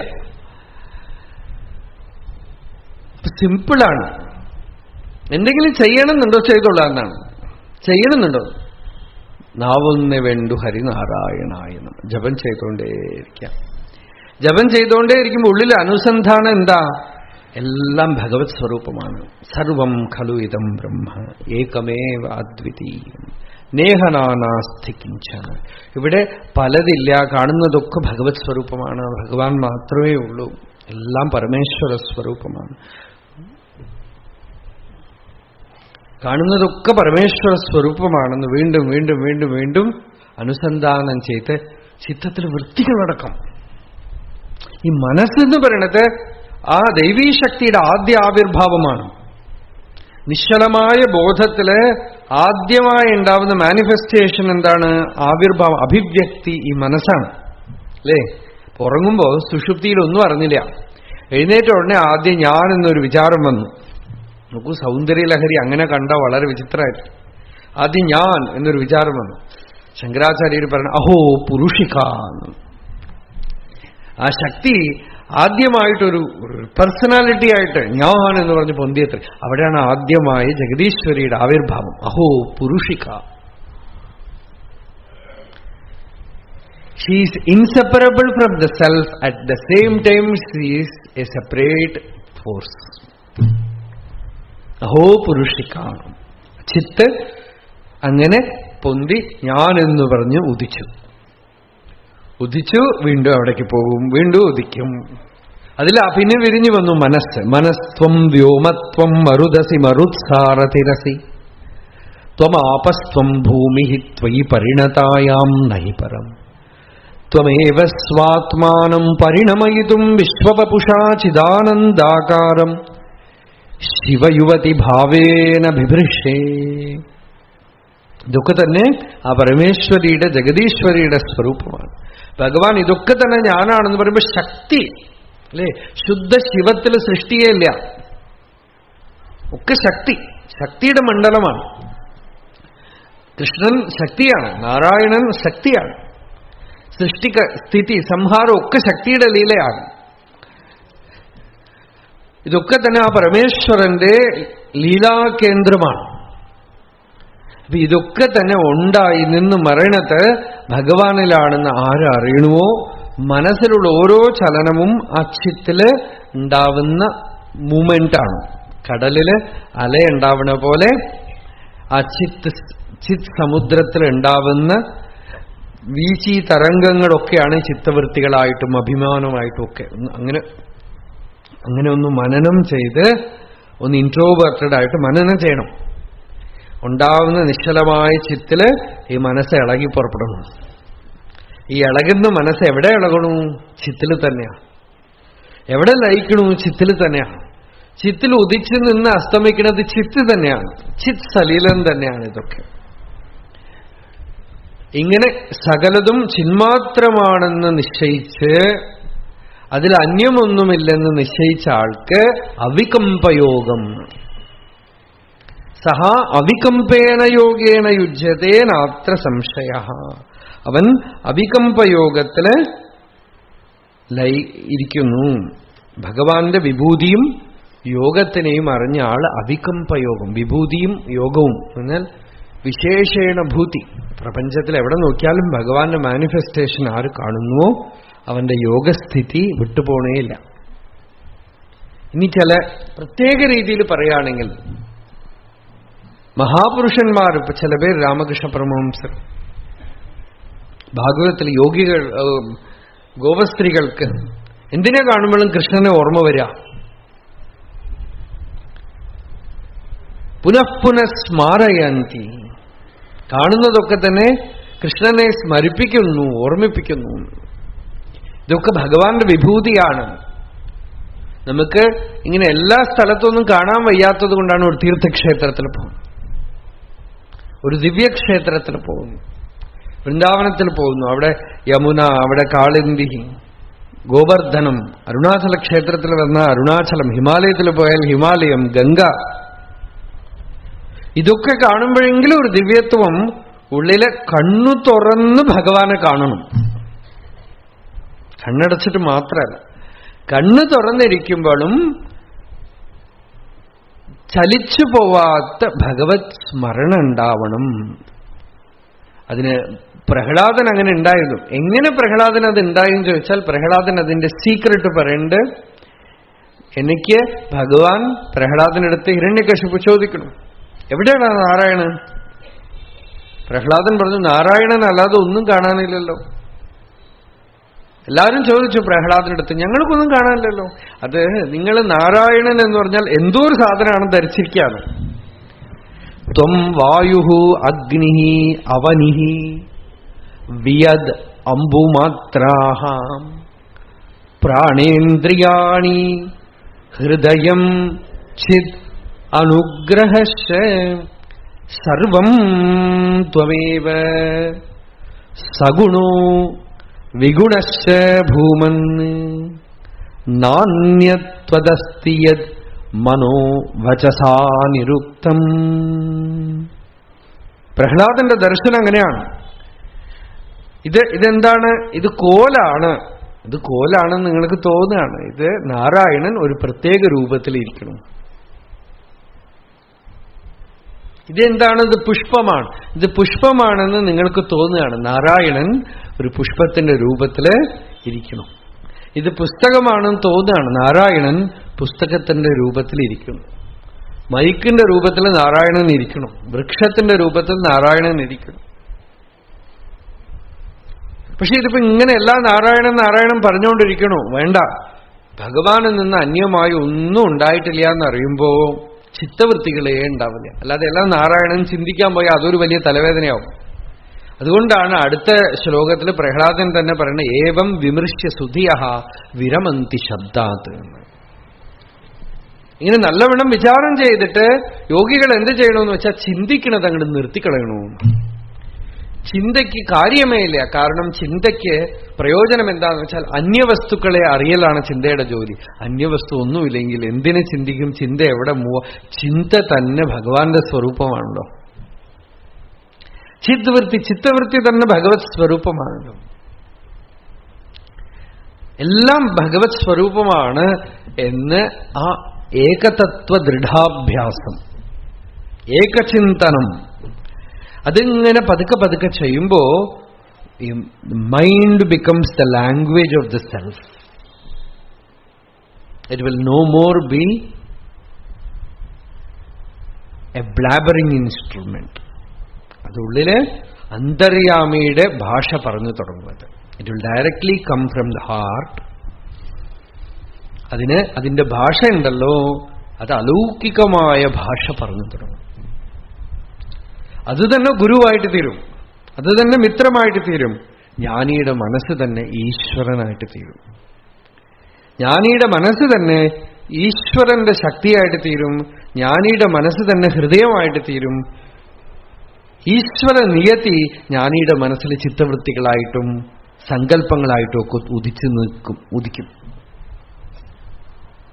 സ്വസങ്കല്പമോ രാഗദ്വേഷമോ ഒന്നുമില്ലാത്തതുകൊണ്ട്. ഇതൊക്കെ ജ്ഞാനിയുടെ സ്ഥിതി. സാധകൻ എന്താണ്? രാഗദ്വേഷം പോണം അല്ലേ? പല സാധകന്മാരും വലിയ സാധനയും യോഗവും ഭക്തിയും ഒക്കെ വേഷക്കെട്ടൊക്കെ കാണിക്കും. ഈ സ്പിരിച്വൽ ഫീൽഡിലുള്ള അത്ര വേഷം കെട്ടികൾ വേറെ എവിടെയില്ല. ഒക്കെ വേഷം കെട്ടൊക്കെ കാണിച്ചിട്ട് അവരുടെ ഉള്ളിൽ എന്തൊരു വെറുപ്പും ദ്വേഷമാണ് അറിയോ. ചിലരെ കണ്ടു കഴിഞ്ഞാൽ ഇഷ്ടമല്ല, ചിലരെ കണ്ടാൽ ഇഷ്ടമാണ്. കുറ്റവും കുറവും ദ്വേഷവും വെറുപ്പും മാത്സര്യവും ഇതൊക്കെ കഴിഞ്ഞിട്ട് ധ്യാനവും സമാധിയിലും ഒക്കെ ഇരിക്കും, എന്നിട്ട് ഒരു പ്രയോജനവുമില്ല. വ്യവഹാരത്തിലാണ് ഇതൊക്കെ കഴുകിക്കളയേണ്ടത്. പതുക്കെ പതുക്കെ പതുക്കെ ആരോടെങ്കിലും വെറുപ്പ് തോന്നുന്നെങ്കിൽ ആദ്യം അവരെ മനസ്സിൽ കൊണ്ടുവന്ന് പൂജിക്കണം. അവരുടെ ഉള്ളിൽ ഭഗവാനുണ്ട്, അവരുടെ ഉള്ളിൽ ഭഗവാനുണ്ട്. അവരെ ഉള്ളുകൊണ്ടൊരു സഹസ്രനാമാർച്ചന ചെയ്യണം. അവരോട് വെറുപ്പ് തോന്നുന്നുണ്ടോ? ഭഗവാൻ അവരുടെ ഉള്ളിൽ അന്തര്യാമിയായിട്ടുണ്ട്. ഞാൻ വെറുത്താൽ ഭഗവാനെയാണ് വെറുക്കുന്നത്. ഇല്ലേ, ഞാൻ ഭഗവാനെയല്ല വെറുക്കണത്, വേറെ ആരെയോ ആണ്. വേറെ ആരുണ്ട് എന്നുള്ളതാണ് കുഴപ്പം. അതെങ്ങനെ എടുത്തു കളയുക. ഇനി ഒരു പക്ഷെ എവിടെയെങ്കിലും വെറുപ്പ് തോന്നുമെങ്കിൽ അതിനടുത്തേ പോവാതെ ആ വികാരം ഉണ്ടാവാതിരിക്കുക. ചിലപ്പോഴൊക്കെ ചിലതൊന്നും സാധനം കൊണ്ട് സാധിക്കില്ല, അപ്പോൾ അടുത്തു പോവാതിരിക്കുക. എങ്ങനെയെങ്കിലുമൊക്കെ ഈ ചിത്തവൃത്തി നിരോധ ഇതൊക്കെ ചേർന്ന് വരും. ഒരു സാമ്പാർ ഉണ്ടാക്കണ പോലെ എല്ലാം കൂടെ ഒരു നയിപ്പ് ഉണ്ടാവണമെങ്കിൽ ഒക്കെ കൂടെ ചേർക്കണമല്ലോ, അല്ലേ? അതുപോലെ ചിലപ്പോ ചിത്തവൃത്തി, ഇതിന്റെ ഒക്കെ എസൻസ് എന്താണ്? വൃത്തി നിരോധാണ്. ഇതിന്റെ ഒക്കെ എസൻസ് എന്താണ്? ഈ ജ്ഞാനം കൊണ്ടൊക്കെ അവസാനം എന്ത് നേടി? ചിത്തവൃത്തികളെ ഇല്ല. ചിത്തവൃത്തികളില്ല എന്ന് വെച്ചാൽ ഉറക്കാണോ? ഉറക്കല്ല. പിന്നെ എന്താ? ഒരു കഷായ സ്ഥിതിയാണോ? ഒരു മൂഡ് ഓഫ് ആയിട്ടുള്ള ഒരു സ്ഥിതിയാണോ? അല്ല. പിന്നെ എന്താ? ഉള്ളില് ശുദ്ധമായി സോളിഡായിട്ട് ഫിസിക്കലായിട്ട് കാണുന്ന വസ്തുക്കളെക്കാളും പ്രബലമായി ചിദ്രൂപമായ വസ്തു, സ്വയം പ്രകാശമാനമായ ചിത്ത് താനേ താനായി പ്രകാശിച്ച് നിൽക്കുമ്പോഴേ ചിത്തവൃത്തി നിരോധമായിട്ടുള്ളൂ. സമാധി എന്ന് പറയണത് എത്ര ചെയ്വ ആത്മനാ ആത്മാനം പശ്യൻ ആത്മനി തുഷ്യതി. അവിടെ ആത്മാവിനെ ആത്മാവ് കൊണ്ട് തന്നെ സ്വയം കണ്ട് ആ പ്രകാശം കണ്ട് രസിക്കും. അന്തരേവ പ്രകാശത്തെ, ശശ്വത് അന്തരേവ പ്രകാശത്തെ. അങ്ങനെയുള്ള ആ ചിജ്യോതിയുടെ ദർശനമാണ് അവികമ്പയോഗം എന്ന് പറയുന്നത്. ആ അവികമ്പയോഗത്തിന് സാധന, വേദാന്ത സാധന എന്താണ്? വേദാന്തത്തിന് ഉപനിഷത്ത് പറഞ്ഞു, അരേ അയമാത്മാ ശ്രോതവ്യഃ. ഇത് ശ്രവണവിധിയാണ്. അരേ എടോ. ആരെ എടോ എന്ന് വിളിക്കണതെന്ന് വെച്ചാൽ ഭാര്യയാണ്. യാജ്ഞവൽക്യൻ തന്റെ മൈത്രേയി എന്ന തന്റെ ഭാര്യ, സ്ത്രീകളെ എടോ എന്ന് വിളിക്കുന്നത് പ്രിയം വരുമ്പോഴാണ്, അല്ലേ? പുരുഷന്മാരെ എടിയെന്ന് വിളിച്ചാൽ അതും പ്രിയാണ്. ചെറിയ കുട്ടികളെയൊക്കെ ചിലപ്പോൾ ആൺകുട്ടികളെ ഡി എന്ന് വിളിക്കും, പെൺകുട്ടികളെ ഡാ എന്ന് വിളിക്കും. പ്രിയം കൊണ്ടാണ്. യാജ്ഞവൽക്യൻ മൈത്രേയിയോട് അത്രയും പ്രിയമായിട്ട്, എന്താ പ്രിയത്തിന് കാരണം എന്ന് വെച്ചാൽ ബ്രഹ്മവിദ്യ ചോദിച്ചു. വേറെ ഒന്നും വേണ്ടെന്ന് പറഞ്ഞു. ആ ബ്രഹ്മവിദ്യ ചോദിച്ചപ്പോ അരേ മൈത്രേയി അയം ആത്മാ ദ്രഷ്ടവ്യ, ഈ ആത്മാവിനെ സാക്ഷാത്തായിട്ട് കാണേണ്ടിയിരിക്കുന്നു. കാണുക എന്ന് വെച്ചാൽ ദൃശ്യ പുറമേക്കല്ല, പുറമേക്ക് കാണുന്നതിനേക്കാളും പ്രത്യക്ഷമായിട്ട് അപരോക്ഷമായി കാണേണ്ടിയിരിക്കും. എങ്ങനെ കാണും? ശ്രോതവ്യോ മന്തവ്യോ നിധിധ്യാസിതവ്യ. ഈ ആത്മാവിനെ ഹേ മൈത്രേയി വീണ്ടും വീണ്ടും ആരാണോ അനുഭവിച്ചിരിക്കുന്നത്, സാക്ഷാത്തായിട്ട് കണ്ട് അനുഭവിച്ചിരിക്കുന്നത്, ആ അപരോക്ഷജ്ഞാനികളുടെ വാക്കില് ഈ ആത്മദർശനത്തിന്റെ ശക്തി ഉണ്ടാവും. അത് കേട്ട് മനനം ചെയ്ത് നിധിധ്യാസനം ചെയ്ത് അറിയണം. ഇതിനെ തന്നെ ഭഗവാൻ ഗീതയില് കുറച്ച് വ്യത്യാസമായിട്ട് ഭക്തിഭാവത്തിലായിട്ട് ഭഗവാൻ പറയണം. അഹം സർവസ്യ പ്രഭവഃ. അടുത്ത ശ്ലോകം നോക്കൂ. അഹം സർവസ്യ പ്രഭവഃ മത്തഃ സർവം പ്രവർത്തതേ ഇതി മത്വാ ഭജന്തെ മാം ജനാഃ ഇതി ബുദ്ധാഃ ഭാവസമന്വിതാഃ. അഹം സർവസ്യ പ്രഭവോ മത്തഃ സർവം പ്രവർത്തതേ ഇതി മത്വാ ഭജന്തെ മാം ബുദ്ധാഃ ഭാവസമന്വിതാഃ. ഭാവം എന്ന് വെച്ചാൽ മനസ്സാണേ. മനസ്സിന്റെ സ്വഭാവം തന്നെ ഭാവമാണ്. മനസ്സെന്ത് ചെയ്യുന്ന വെച്ചാൽ എന്തോ ആയിത്തീരാനുള്ളതിനെ ഭാവന ചെയ്തുകൊണ്ടേയിരിക്കും, കഴിഞ്ഞുപോയതിനെ ഓർത്തുകൊണ്ടേയിരിക്കും. ഇതൊക്കെയാണല്ലോ മനസ്സ് ചെയ്യുക. ഈ ഭാവനാശക്തി, മനസ്സെന്ന് പറയുന്നത് ആത്മാവിന്റെ ഒരു അപൂർവമായ ശക്തിയാണ്. ആ ശക്തി എന്ത് ചെയ്തുകൊണ്ടിരിക്കും? നിരന്തരം സ്വപ്നം കണ്ടുകൊണ്ടിരിക്കുന്ന ഒരു മെഷീനാണ്. അതിന് എന്തൊക്കെ സ്വപ്നം കാണണോ അതൊക്കെ കാലത്തിന്റെ സഹായത്തോടുകൂടെ സാക്ഷാത്കരിക്കാനുള്ള പവർ ഉണ്ട് അതിന്. അറിയോ? നമ്മൾ പറയണത് ചിന്തിക്കണതൊക്കെ സാധിക്കുമോ എന്നാണ് ചോദിക്കുന്നത്. ശ്രുതി പറയണത് എന്തൊക്കെ സങ്കല്പിക്കണോ ഒക്കെ സാധിക്കുന്നതാണ്. പക്ഷേ കാലത്തിന്റെ സഹായത്തോടുകൂടി, അതായത് ചിലപ്പോൾ ഈ ജന്മത്തിലായിരിക്കുക, ചിലപ്പോൾ ഈ ലോകത്തിലായിരിക്കില്ല, ചിലപ്പോൾ വേറെ ഏതെങ്കിലും ലോകത്തിൽ വേറെ എന്തെങ്കിലും മണ്ഡലത്തിലായിരിക്കും. പക്ഷേ സങ്കല്പിച്ചത് മുഴുവൻ സാധിക്കാനുള്ള പവറുള്ള ചണ്ഡീശ്വരിയാണ് ഈ മനസ്സ്. അതിന് ഫോഴ്സ് ഉണ്ട്, ശക്തിയാണത്. അത് സർവജ്ഞൻ സർവാന്തര്യാമിയായ ഈശ്വരന്റെ ശക്തിവിശേഷമാണ്, അൺഡിനയബിൾ. അങ്ങനെ ഒരു ശക്തിയാണത് മനസ്സെന്ന് പറയുന്നത്. ആ മനസ്സ്, അതിന്റെ സ്വഭാവം, അതിന്റെ പ്രകൃതി എന്താണ്? ഭാവമാണ്. അതിനെ നിയന്ത്രിക്കുന്നത് എന്താണ്? അറിവാണ്. ഇതൊക്കെ സനത്കുമാരനും നാരദനും ചർച്ച ചെയ്യുമ്പോൾ ചാന്തോഗ്യോപനിഷത്തിൽ വരിയായിട്ട് വരും. ഭാവമൊക്കെ ഉണ്ടാവാൻ കാരണം എന്താ? എന്താണ് ലക്ഷ്യം, എന്താണ് നമുക്ക് ശ്രേഷ്ഠമെന്ന് നിശ്ചയിക്കണോ അതിനനുസരിച്ച് ഈ ഭാവനാശക്തിയായ മനസ്സ് ഭാവന ചെയ്തു തുടങ്ങും. നമുക്ക് പണം ഉണ്ടാക്കുന്നതാണോ ലക്ഷ്യം തീരുമാനിച്ചാൽ ഉണ്ടാക്കാൻ എന്തൊക്കെ വഴിയുണ്ടെന്ന് മനസ്സ് ഭാവന ചെയ്യും. ഭഗവത് സാക്ഷാത്കാരമാണ് ലക്ഷ്യം എന്ന് നിശ്ചയിച്ചാൽ ആ ഭഗവത് സാക്ഷാത്കാരം നേടാനുള്ള എല്ലാ വഴികളെയും ഇത് ഭാവന ചെയ്തു തുടങ്ങും. അപ്പോഴാണ് നമ്മളുടെ ഉള്ളിൽ പലപ്പോഴും സാധകന്മാർക്കറിയാം അല്ലേ, അധ്യാത്മമാർഗത്തിൽ വരുമ്പോൾ തന്നെ ഗുരുവിനെ കുറിച്ചുള്ള ഭാവന, സത്സംഗത്തിനെ കുറിച്ചുള്ള ഭാവന, ധ്യാനത്തിനെ കുറിച്ചുള്ള ഭാവന, സമാധിയെക്കുറിച്ചുള്ള ഭാവന, ജപം ചെയ്യുന്നതിനെ കുറിച്ചുള്ള ഭാവന, ഒരു സദ്ഗ്രന്ഥം, ഒരു നല്ല പുസ്തകം വരണമെന്ന് വെച്ചാൽ ആ പുസ്തകത്തിനെ കുറിച്ചൊരു ഭാവന, അത് തുറന്ന് വായിക്കുമ്പോൾ എന്തെങ്കിലും കിട്ടാൻ പോകണമെന്നൊരു ഭാവന. ഇതൊക്കെ ഭാവന എന്ന് ഭഗവാൻ ഇതിനാണ് പറയണത്. സർവമംഗളമായ ഒരു ശക്തിയാണ്. അതായത് ഭാവന ഈശ്വരനിലേക്ക് തിരിഞ്ഞു. ഗുരുവായൂർ പോയ ഭഗവാനെ കാണും, എന്തോ കിട്ടാൻ പോണു ഒരു ഭാവന.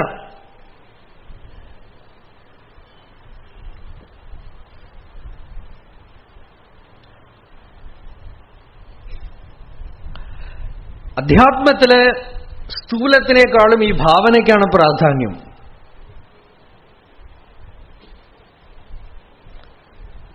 സ്ഥൂലത്തിൽ എന്ത് നടക്കുന്നു, ഫാക്ട് എന്താണെന്നാണ് ആളുകൾ ചോദിക്കുക. ഫാക്ട് നമുക്ക് പ്രധാനമേ അല്ല, നമുക്ക് ഭാവനയാണ് പ്രധാനം. ഈ സത്യം പറയേണ്ടത് ഭാവനയാണ് സത്യം, ഫാക്ട് അല്ല. ഒരു കുട്ടിക്ക് ചിലപ്പോൾ ചില കാര്യങ്ങൾ, നമ്മൾ എന്തെങ്കിലും മോശമായ കാര്യം എന്തോ നമ്മൾ ചർച്ച ചെയ്യുമ്പോൾ ഒരു കൊച്ചുകുട്ടി വന്നിട്ട് എന്താ പറയണത് എന്ന് ചിലപ്പോൾ കുട്ടികൾ ഇന്റർഫിയർ ചെയ്യും. അപ്പൊ കുട്ടിയുടെ അടുത്ത് അയാൾക്ക് മനസ്സിലാവുന്ന രീതിയിൽ, അയാളുടെ മനസ്സ് കേടുവരാത്ത രീതിയിൽ എന്തെങ്കിലും നമ്മൾ പറയും. സത്യമായിരിക്കില്ല പറയണത്, നടന്ന ഫാക്ട് ആ കുട്ടി അറിയരുത് എന്ന് പറഞ്ഞ് മാറ്റിവെച്ചാൽ ആ കുട്ടിയുടെ ഭാവന കേടുവരുത്തരുത് എന്നുള്ളതാണ് ഒരു കോമൺ സെൻസ് അല്ലേ. ഇതാണ് ഋഷികളും പലപ്പോഴും ചെയ്യണത് ശാസ്ത്രത്തില്. എന്താണെന്ന് വെച്ചാൽ അവർക്ക് ഉദ്ദേശം മനുഷ്യന്റെ ഭാവനയെ കേടുവരുത്തരുത്.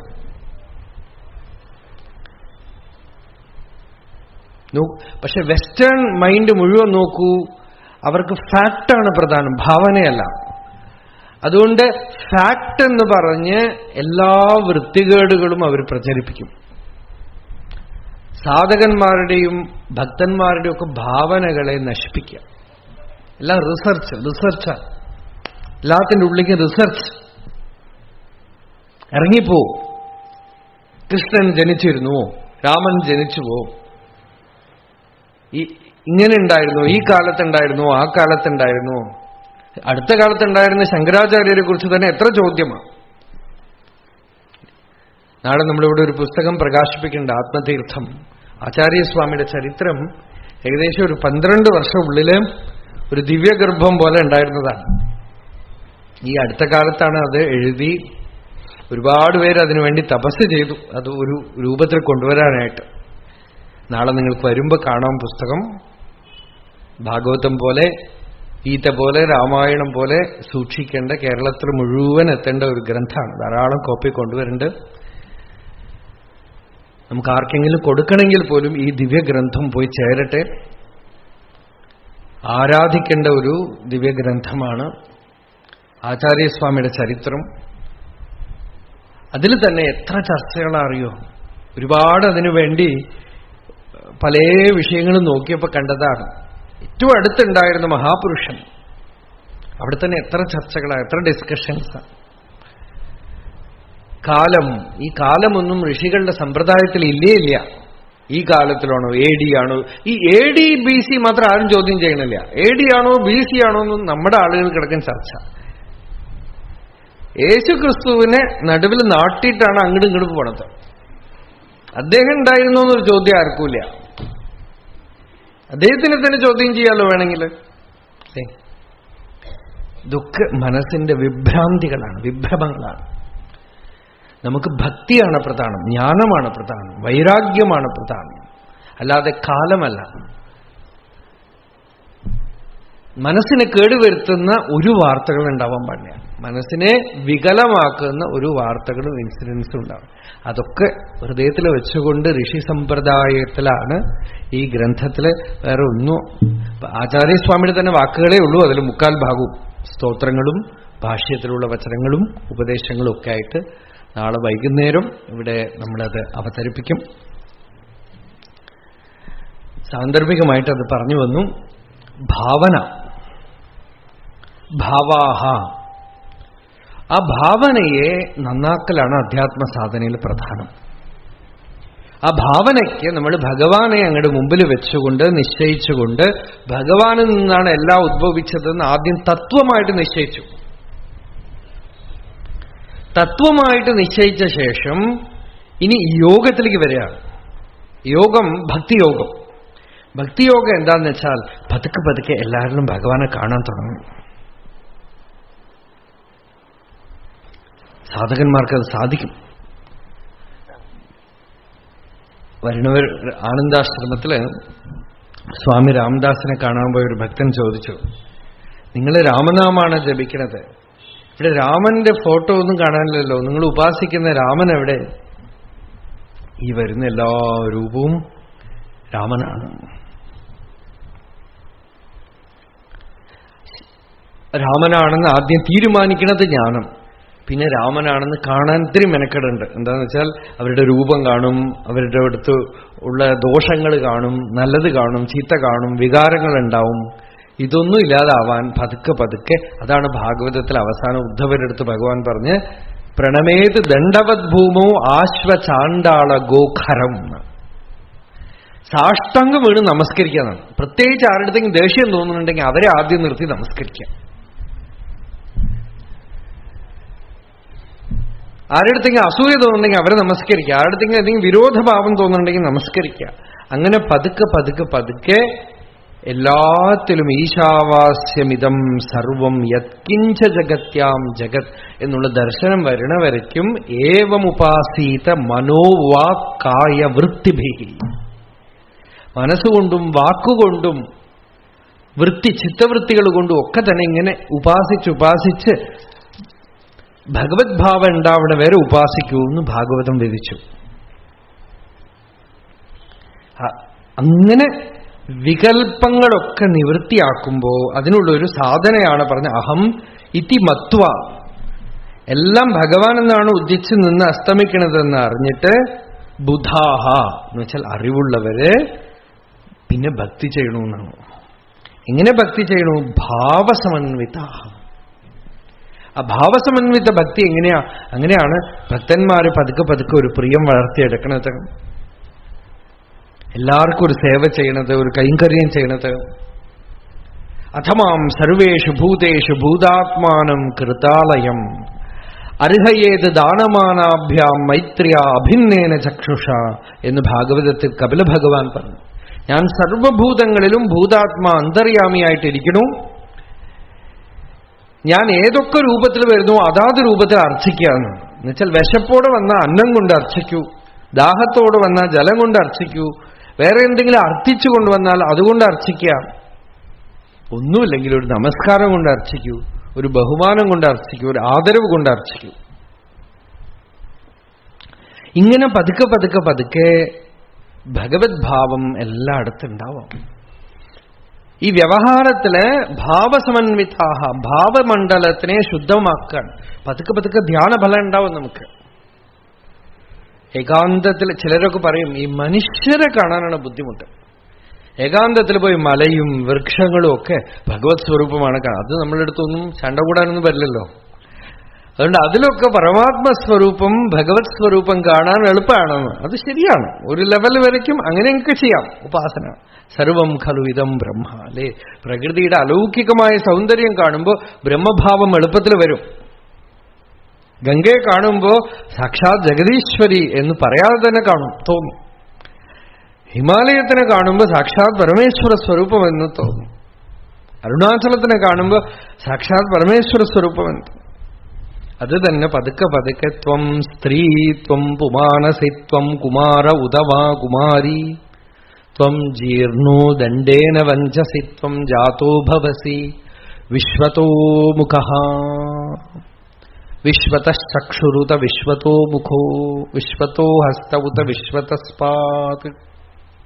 സ്ത്രീയും പുരുഷനും കുമാരനും കുമാരിയും ഒക്കെ പരമേശ്വരനാണ്, ഭഗവാനാണ് ഈ രൂപത്തിലൊക്കെ ഇരിക്കുന്നത്. അറിഞ്ഞാലും അറിഞ്ഞിട്ടില്ലെങ്കിലും ഭഗവാനാണ്. നമുക്ക് ഭാവം എല്ലായിടത്തും വരണില്ലെങ്കിൽ പോലും ഭഗവാനാണെന്ന് തീരുമാനിച്ചാൽ എന്താ പ്രയോജനം? മനസ്സ് ശാന്തമാവും, നിശ്ചലമാവും. രാഗദ്വേഷം എടുത്തു കളഞ്ഞാൽ പ്രസന്നമാവും, മനഃപ്രസാദം ഉണ്ടാവും. ഭഗവാനെ കണ്ട പ്രസാദം കിട്ടില്ലേ? അതുപോലെ എല്ലായിടത്തും ഭഗവാനാണെന്ന് നിരൂപണം ചെയ്ത് നിശ്ചയം ചെയ്ത് വൈശാരദീ ബുദ്ധി എന്ന് പറയുന്നത് ഇതാണ്. ഈ വൈശാരദീ ബുദ്ധി കൊണ്ട് പതുക്കെ പതുക്കെ പതുക്കെ ഏകതത്വാഭ്യാസം ചെയ്യുന്തോറും ഒരു പ്രസന്നത വരും. ആ പ്രസന്നതയാണ് ഭക്തി എന്ന് പറയണത്. അതിന് നമുക്ക് സാധന ചെയ്യണം. എന്താ സാധന? മച്ചിത്താഹ മദ്ഗത പ്രാണാഹ. അടുത്ത ശ്ലോകം. മച്ചിത്താഹ മദ്ഗത പ്രാണാഹ ബോധയന്തഃ പരസ്പരം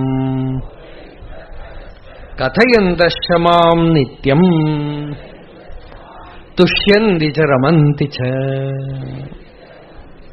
ഇതാണ് ഭക്തി സാധന. നമ്മൾ ചെയ്യുന്നതൊക്കെ അതാണ്. മച്ചിത്താഹ, അവരുടെ ചിത്തം എവിടെയിരിക്കുന്നു? ഭഗവത് ചിത്താഹ, ഭഗവാനിൽ തന്നെ മനസ്സ് വെച്ചിരിക്കുന്നു. മദ്ഗത പ്രാണാഹ, അവരുടെ പ്രാണൻ ഭഗവാനിൽ പോയി. അവർ ജീവിക്കുന്നത് തന്നെ ഭഗവാന് വേണ്ടിയിട്ടാണ്. അവരുടെ പ്രാണനിൽ മുഴുവൻ ഭഗവൻ നാമവും ഭഗവത് ധ്യാനവും ഇണങ്ങിച്ചേർന്നിരിക്കുന്നു. ഈ പ്രാണനിലാണ് ഇന്ദ്രിയ വിഷയങ്ങളൊക്കെ ഇരിക്കുക. അതുകൊണ്ട് ഇന്ദ്രിയ വിഷയങ്ങൾക്ക് തന്നെ അസുന്ന് പേരുണ്ട്, പ്രാണന് പേരുണ്ട്. പ്രാണൻ മദ്ഗത പ്രാണാഹ എന്ന് വെച്ചാൽ ആ പ്രാണനിൽ മുഴുവൻ ഭഗവൻ നാമം ജപം ചെയ്ത് ജപം ചെയ്ത് ജപം ചെയ്ത് ഭഗവത് ധ്യാനം ചെയ്ത് ജ്ഞാനവിചാരം ചെയ്ത് പ്രാണൻ മുഴുവനും ആ ചൈതന്യ സ്രോതസ്സായിട്ട് മാറിയിരിക്കും. ഇനിയിപ്പോ രണ്ടാമതൊരാൾ വരുമ്പോ അവരെന്ത് ചെയ്യുന്നു? ബോധയന്ത പരസ്പരം. ഈ കാണുന്ന ആള് ജ്ഞാനിയുടെ സ്ഥിതിയെക്കുറിച്ച് പറയും. 4 മഹാവാക്യങ്ങളും ജ്ഞാനിയുടെ വ്യവഹാരത്തിലുണ്ട്. ജ്ഞാനിക്ക് ബ്രഹ്മജ്ഞാനം എങ്ങനെയുണ്ട്? പ്രജ്ഞാനം, ശുദ്ധ പ്രജ്ഞാനം. അതായത് മനസ്സോ വികാരങ്ങളോ ഇല്ലാതെ ശുദ്ധബോധം തന്നെ ആണ് സത്യമെന്ന് അറിയാം. ആ ബോധം തന്നെയാണ് തന്റെ ഉള്ളിൽ അഹമഹം എന്ന അനുഭവ രൂപത്തില് ബ്രഹ്മം തന്നെയാണ് ഞാൻ എന്ന അനുഭവ രൂപത്തിൽ പ്രകാശിക്കുന്നത്. രണ്ടാമത്തെ മഹാവാക്യം. ഇതിന് ഉത്തമപുരുഷ മഹാവാക്യം എന്ന് പേര്. ആദ്യത്തേത് ലക്ഷണ മഹാവാക്യം, രണ്ടാമത്തത് ഉത്തമപുരുഷ മഹാവാക്യം. ആ ഉത്തമപുരുഷൻ ഞാൻ മാത്രമായിട്ടിരിക്കുമ്പോൾ ഞാൻ ആ പൂർണ്ണ ബ്രഹ്മമാണ്, അഖണ്ഡമാണ്. ഈ അനുസന്ധാനത്തിന് ജ്ഞാനനിഷ്ഠയ്ക്ക് ഒരു തടസ്സം വരും. എപ്പോന്ന് വെച്ചാൽ രണ്ടാമതൊരാൾ വന്നിരിക്കുമ്പോൾ തത്വമസി, നീയും അത് തന്നെ, ഞാൻ എന്താണോ അത് തന്നെ നീ. അനേകം ആളുകൾ വരുമ്പോഴോ അയമാത്മാ ബ്രഹ്മ. ഈ കാണുന്ന ജീവനൊക്കെ തന്നെ ഒരു പിപീലിക മുതൽ ഒരു അമീബ മുതൽ എല്ലാത്തിനുള്ളിലും ചൈതന്യത്തിന്റെ സ്ഫൂർത്തി. എല്ലാം ആ പരമേശ്വരൻ തന്നെയാണ്.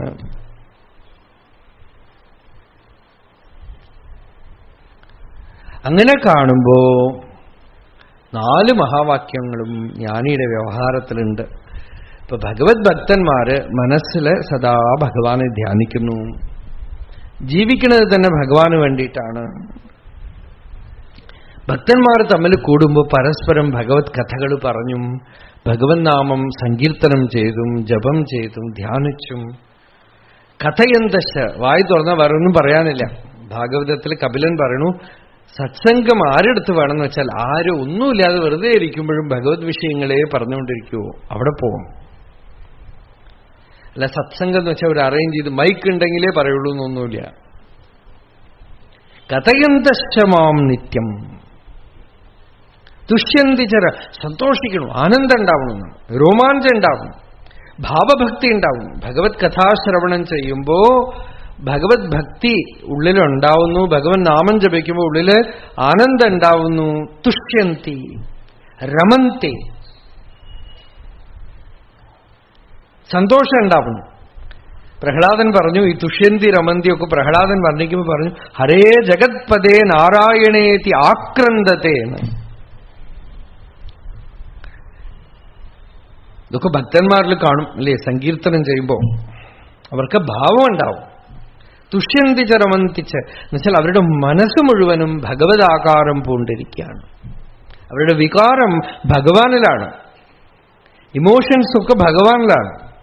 തുഷ്യന്തിച്ച രമന്തിച്ച് കഥയന്തശമാം നിത്യം തുഷ്യന്തിച്ച രമന്തിച്ച്. ഉന്മാദം പിടിച്ചവരെ പോലെ. ഒരു ഉദാഹരണം പറയുന്നത്, ലൗകിക മനുഷ്യർ സിനിമ പറയണ പോലെ ഇവർ പറഞ്ഞുകൊണ്ടിരിക്കുന്നതാണ്. സ്ത്രീണാം വിടാനാമിവ സാധുവാർത്ത. ലൗകികമായി ഇപ്പൊ ചെറുപ്പക്കാരൊക്കെ കൂടിയിരുന്ന ലോക വിഷയങ്ങളൊക്കെ വർത്തമാനം പറയണ പോലെ. ഇപ്പൊ പലരും ഇപ്പൊ പുറത്തു പോയാൽ നോക്കൂ, ഒക്കെ ഇലക്ഷൻ റിസൾട്ടിന്റെ വർത്തമാനം ഗംഭീരമായി തിരുതകൃതി ഉണ്ടാവും. അതുപോലെ ഭഗവത് കഥാശ്രവണം, ഭഗവത് വിഷയങ്ങൾ അങ്ങനെ പറഞ്ഞു പറഞ്ഞു പറഞ്ഞ് രമിക്കുന്നു. തുഷ്യന്തിച്ച് രമന്തിച്ച് കഥയന്തശമാം നിത്യം. അതൊരു സമാധിയാണ്. ഏകനാഥ് മഹാരാജ് പറയണ അതൊരു സമാധിയാണ്.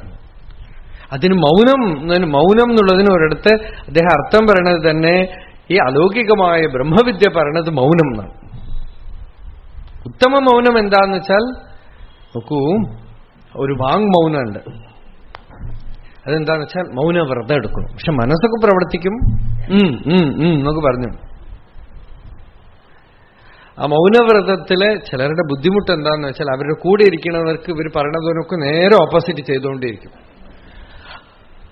അപ്പൊ ഇയാൾ തീരുമാനിക്കും, നാളെ വർത്തമാനം തുടങ്ങിയിട്ട് വേണം ഇവനെ 4 പറയാൻ. ഇന്നിപ്പോ നിവൃത്തിയില്ല, അന്ന് മൗനവ്രതാണ്. അതുകൊണ്ട് ഞാൻ മൗനവ്രതത്തിനെ കളിയാക്കല്ല, അങ്ങനെ വായടച്ചിരുന്നാൽ പോലും ഒരു പ്രയോജനമുണ്ട്. എന്താന്ന് വെച്ചാൽ ചിലതൊക്കെ ഉള്ളിൽ വരും, നമ്മൾ പറയില്ല, നമ്മൾ ആദ്യമായിട്ട് കാണും. ആ പറയണതിനും വാക്കിനും ഒക്കെ ഉള്ള ഡിസ്റ്റൻസ് കാണും. ഉത്തമ മൗനത്തിന് ഒരു ഫസ്റ്റ് സ്റ്റെപ്പാണ് വാങ്നിരോധം എന്ന് പറയണത്. തെറ്റല്ല, തമാശ പറയും, അത്രേ ഉള്ളൂ. എന്നുവെച്ചാൽ മൗനം എന്ന് വെച്ചാൽ മുനിയുടെ ഭാവമാണ്. വാങ്നിരോധം മാത്രം മൗനമല്ല, മുനിയുടെ ഭാവമാണ് മൗനം. ജ്ഞാനത്തിന് പേരാണ് മൗനം. അതായത് പാണ്ഡിത്യം നിർവിദ്യ ബാല്യേന തിഷ്ഠാസേത്, ബാല്യം നിർവിദ്യ മൗനം ഗച്ഛേതെന്നൊക്കെയാണ് ശ്രുതി വിധിക്കുന്നത്. അപ്പോ ആ വാങ്നിരോധം. രണ്ടാമത് ഉത്തമ മൗനത്തിന്റെ ഫസ്റ്റ് സ്റ്റെപ്പ് എന്താണെന്ന് വെച്ചാൽ ഈ ബ്രഹ്മവിദ്യ. എല്ലാം ഏകമേവ അദ്വിതീയം, അന്യമായ ഒന്നുമില്ല, എല്ലാം ആത്മാവാണ്, അന്യവസ്തുവില്ല. ഇങ്ങനെ നിരൂപണം ചെയ്ത് ജ്ഞാനിയുടെ വർത്തമാനത്തില് സംവാദത്തില് എന്തെങ്കിലുമൊക്കെ പറയുമ്പോ ആ ഭാഷയിലൊരു അലൗകികത്വം വരും. ആ അലൗകികത്വം എന്താന്ന് വെച്ചാൽ ഞാൻ നീ അവനൊന്നും ഇല്ലാത്ത ഭാഷ. സാധാരണ ആളുകൾ സംസാരിച്ചാൽ ഒന്നിൽ അവരെ കുറിച്ചേ പറഞ്ഞുകൊണ്ടിരിക്കും, ശ്രദ്ധിച്ചാൽ കാണാം. അല്ലെങ്കിൽ വേറെ ആരുടെയെങ്കിലും തലയുരുട്ടും, അല്ലെങ്കിൽ എന്തെങ്കിലുമൊക്കെ പറയും. ഇതൊക്കെയാണ് നടക്കുക. ഇതൊന്നുമില്ലാത്ത അലൗകിക ഭാഷ. ബ്രഹ്മവിദ്യ മാത്രമേ ഉള്ളൂ. അതാണ് ഭഗവാൻ ഇവിടെ പറഞ്ഞ കഥയന്തശ്രമാം നിത്യം തുഷ്യന്തി ച രമന്തി ച. ഭഗവാനെ കുറിച്ച് പറയുന്നു, സത്സംഗത്തിൽ അതിൽ തന്നെ രമിക്കണു, അതിൽ തന്നെ നിൽക്കണു. ഇത് എ കൈൻഡ് ഓഫ് കമ്മ്യൂണിക്കേഷൻ.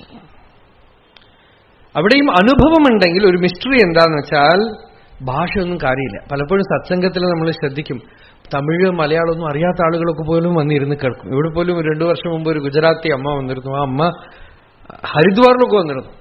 അവര് ഒന്നും മനസ്സിലാവില്ല, അവർക്ക് തമിഴും അറിയില്ല, മലയാളവും അറിയില്ല, എന്നിട്ടും കേൾക്കും. ആ വാക്കിന് അപ്പൊ ചില സ്ഥലങ്ങളിലൊക്കെ ഈ വാക്കിന് പുറകിലുള്ള മൗനം പ്രവർത്തിക്കും. ഇതിനും അപ്പുറം പോയാലാണ് ഉത്തമ മൗനം. അവിടെ വായ അടച്ചു പിടിച്ചാൽ your very presence is more eloquent. It can directly commune. ഡയറക്റ്റായിട്ട് അത് വിനിമയ ശക്തി ഉള്ളതാണ്. നേരിട്ടത് വിനിമയം ചെയ്യും, സത്യത്തിനെ അങ്ങോട്ട് കൊടുക്കും. അത് വാക്കിനും അപ്പുറമുള്ളതാണ്. വാക്കിയ പൊരുൾ വാക്കിന് പുറകിൽ നിൽക്കും.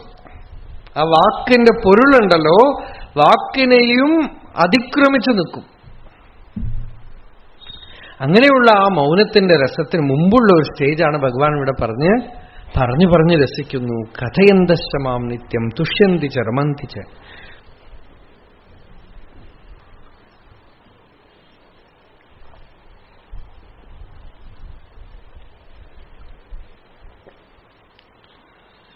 മച്ചിത്താഹ മദ്ഗതപ്രാണാഹ. ഭാഗവതത്തില് ഇതിനെ ഭക്തി സാധനയായിട്ട് തന്നെ വിധിക്കുന്നു. വാണീ ഗുണാനുകഥനേ ശ്രവണോ കഥായാം ഹസ്തൗ ച കർമ്മസു മനഃ തവ പാദയോഃ സ്മൃത്യാം ശിരസ്തവ നിവാസ ജഗത് പ്രണാമേ ദൃഷ്ടി സതാം ദർശനേസ്തു. ഏകാദശ സ്കന്ധത്തില് ഭഗവാൻ ഇതിനെയൊക്കെ ഒരു സാധനയായിട്ട് തന്നെ പരസ്പരം പറയുക, രസിക്കുക. പാവനം ഭഗവദ്യശ മിഥോരതി മിഥസ്തുഷ്ടി നിവൃത്തിർമിഥ ആത്മനഃ.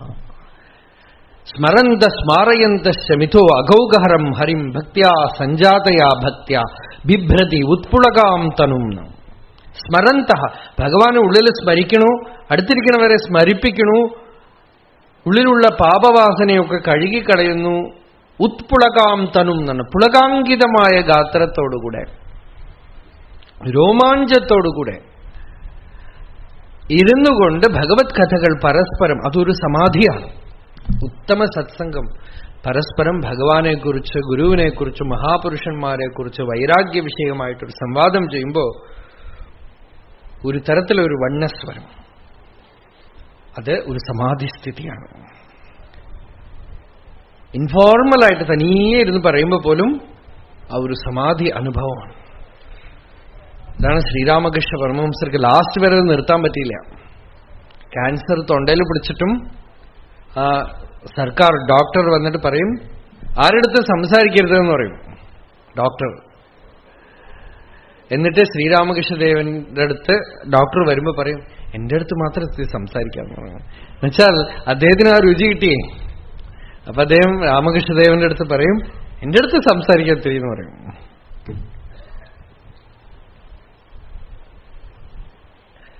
ആ രുചി വന്നുപോയി.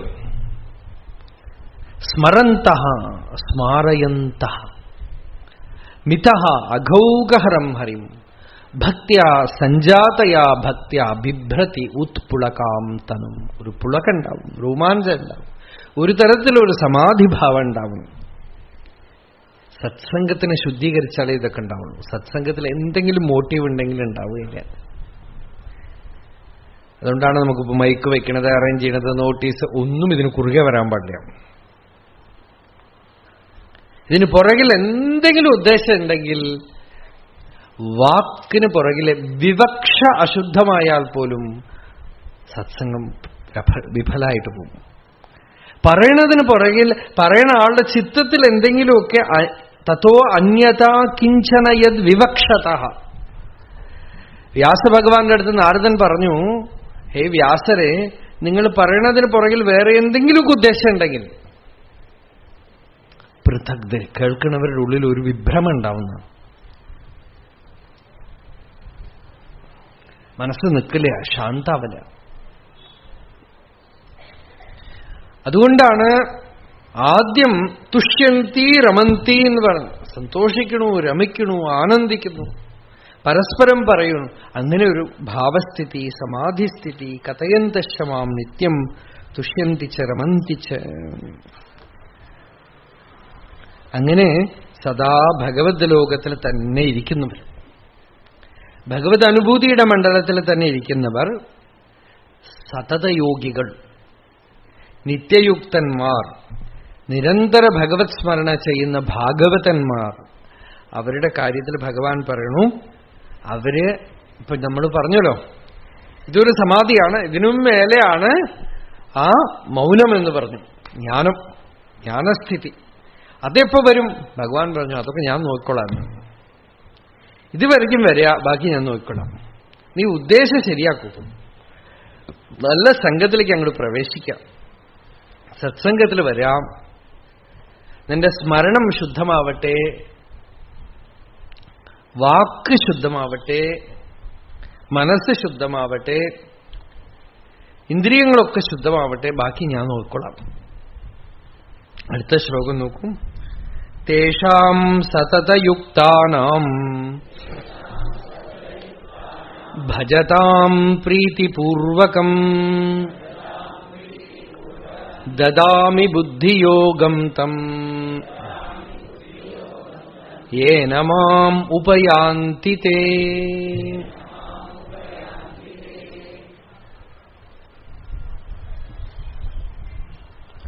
തേഷാം, അവർക്ക്. എങ്ങനെയുള്ളവര്? സതതയുക്താനാം, നിരന്തരം ഭഗവത് സ്മരണ ചെയ്യണവർ, നിത്യയോഗികളാണവര്. എപ്പോഴെങ്കിലും ഒരു സമയത്ത് മാത്രമല്ല, തനിയിരിക്കുമ്പോഴും വ്യവഹരിക്കുമ്പോഴും ഒക്കെ ഭാഗവതം വായിച്ചിട്ടും നാമജപം ചെയ്തിട്ടും പരസ്പരം അത് പറഞ്ഞിട്ടും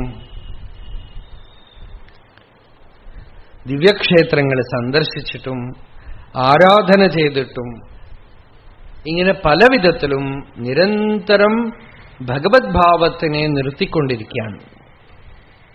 അങ്ങനെയുള്ളവർക്ക് ഭജതാം പ്രീതിപൂർവകം, പ്രിയത്തോടുകൂടെ ഭജന ചെയ്യുന്നവർ, ഭക്തി ചെയ്യുന്നവർ, അവർക്ക് ദദാമി, ഞാൻ കൊടുക്കുന്നതാണ്.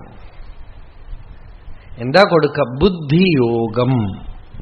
അവർക്ക് ഞാൻ ബുദ്ധിയോഗത്തിനെ കൊടുക്കും. ബുദ്ധി എല്ലാവരുടെ ഉള്ളിലുണ്ട്, ബുദ്ധിയുമായിട്ടുള്ള ഒരു കോണ്ടാക്ട് വരണം. ബുദ്ധി എന്ന് വെച്ചാൽ ബ്രെയിൻ അല്ല, ഹൃദയത്തിനാണ് ബുദ്ധി എന്ന് പേര്, ജ്ഞാനത്തിനാണ് ബുദ്ധി എന്ന് പേര്. ആ ബുദ്ധിയോഗത്തിനെ ഞാൻ അവർക്ക് കൊടുക്കും. ദദാമി ബുദ്ധിയോഗം, ജ്ഞാനയോഗം. അതുകൊണ്ട് എന്ത് സംഭവിച്ചു? ഏന ബുദ്ധിയോഗേന തേ മാം ഉപയാന്തി. ആ ബുദ്ധിയോഗം കൊണ്ട് അവരെന്നെ വന്നു പ്രാപിക്കും. They will come to me. ദദാമി ബുദ്ധിയോഗം ഏന മാം തേ ഉപയാന്തി. ആ ജ്ഞാനയോഗം കൊണ്ട് അവരെ എന്നിൽ വന്ന് ലയിക്കും. അപ്പൊ ഒരു കാര്യം നിശ്ചയം എന്താന്ന് വെച്ചാൽ, അവസാനം ഈ ബുദ്ധിയോഗം അഥവാ ജ്ഞാനയോഗം വന്നാവണം, ആത്മസാക്ഷാത്കാരം ഉണ്ടാവണം. പക്ഷെ അതിനെക്കുറിച്ച് നമ്മൾ വിഷമിക്കണ്ട. നമ്മൾ നാമം ജപിച്ചുകൊണ്ടും ഭക്തി ചെയ്തുകൊണ്ടും ഇരുന്നാൽ പതുക്കെ പതുക്കെ ചിത്തം ശുദ്ധമാവും. ശുദ്ധമായ ചിത്തം ആത്മോന്മുഖമായിട്ട് തീരും. ആത്മാനമനുജിഘ്രതി. കപില ഭഗവാൻ പറഞ്ഞു, ചിത്തം ശുദ്ധമാവുമ്പോ തൻ മനഃശോധനം കാര്യം പ്രയത്നേന മുമുക്ഷുണ വിശുദ്ധേ സതി ചെയ്തസ്മിൻ മുക്തി കരഫലായത്തെ.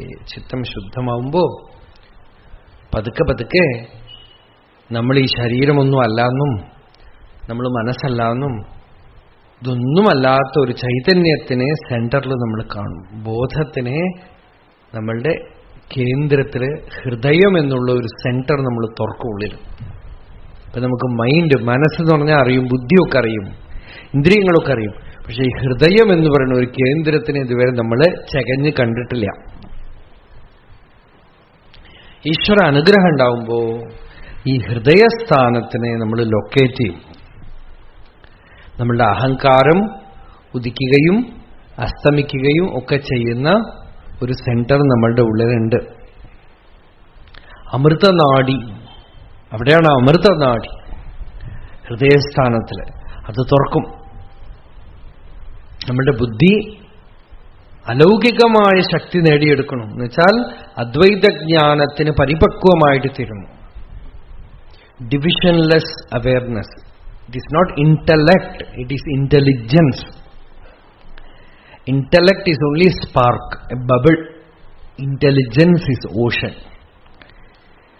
ഇന്റലിജൻസ് ആണത്. അതിന് ഡിവിഷനൊന്നുമില്ല.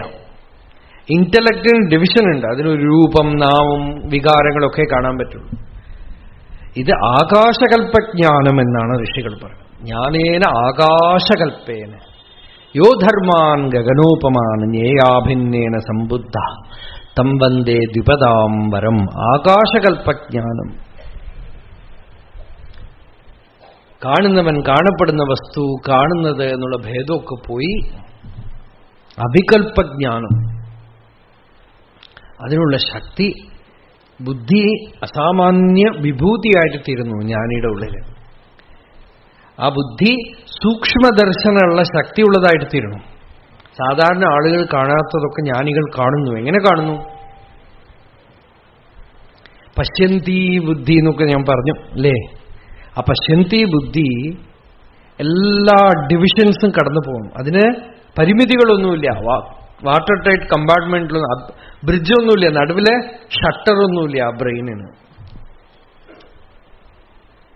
അത്തരത്തിലുള്ള ബുദ്ധിയിലേക്കാണ് ഉപനിഷത്ത് രഹസ്യങ്ങളൊക്കെ കടന്നു വന്നിരിക്കുന്നത്. ആചാര്യസ്വാമികൾ ഒരു മൂലമായൊരു ചോദ്യം ചോദിക്കുന്നത് ഭാഷ്യത്തിലതാണ്. ജീവൻ മുക്തി എന്നുള്ളതില്ലെങ്കിൽ, അങ്ങനെ ഒരു പെർഫെക്ഷൻ ഈ ഹ്യൂമൻ സിസ്റ്റം ഇൻസ്ട്രുമെന്റിൽ വന്നിട്ടില്ലെങ്കിൽ ഈ ഉപനിഷത്ത് മുതലായിട്ടുള്ള ശാസ്ത്രങ്ങളൊക്കെ എവിടുന്ന് വന്നു എന്നാണ് ചോദിക്കുന്നത്. ആരുടെയെങ്കിലും ഉള്ളിൽക്കൂടെയാണല്ലോ അത് ഒഴുകി ലോകത്തിലേക്ക് വരേണ്ടത്.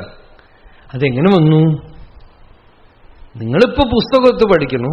ഈ പുസ്തകമൊക്കെ വരുന്നതിന് മുമ്പ് ആ വിദ്യ ആരുടെയോ ഉള്ളിൽക്കൂടെയാണല്ലോ ലോകത്തേക്ക് ഇറങ്ങി വന്നത്. എങ്ങനെ വന്നു?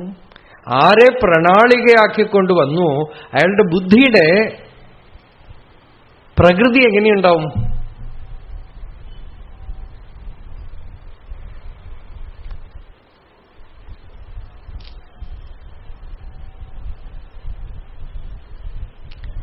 അതാണ് നമ്മൾ മേധാദേവി എന്ന് പറഞ്ഞത്. മേധാദേവി യുഷമാണാനാഗ വിശ്വാചി ഭദ്രാ സുമനസ്യമാന ത്വയാ ജുഷ്ടഋഷിർഭവതി ദേവി. ആ മേധാദേവിയുടെ അനുഗ്രഹം കൊണ്ടാണ് ഋഷിത്വം ഉണ്ടാവുന്നത്, ബ്രഹ്മവിദ്യ പ്രകാശിക്കുന്നത്.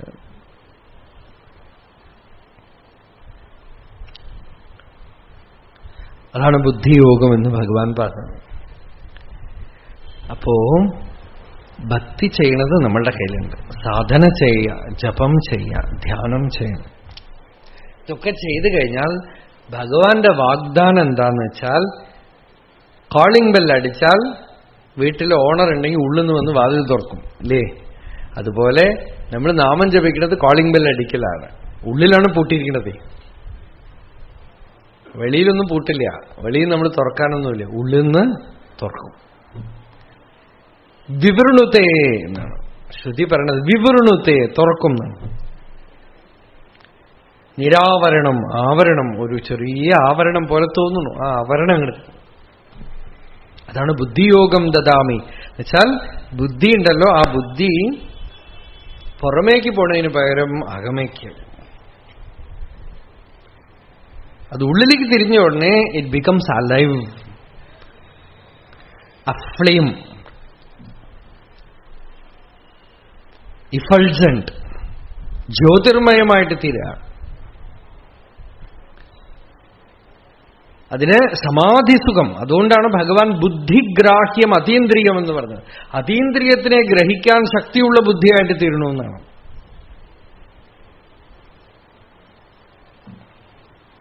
അതിന് സാധാരണ ബുദ്ധിയായിട്ട് ഒരു സംബന്ധവുമില്ല. സ്കൂൾ പഠിച്ചിട്ട് വരണമെന്നൊന്നുമില്ല. അല്ലെ, ഇപ്പൊ ഒരു രാമകൃഷ്ണ പരമഹംസർക്ക് ഒരു ശിഷ്യനുണ്ടായിരുന്നു, ലാട്ടു മഹാരാജ്.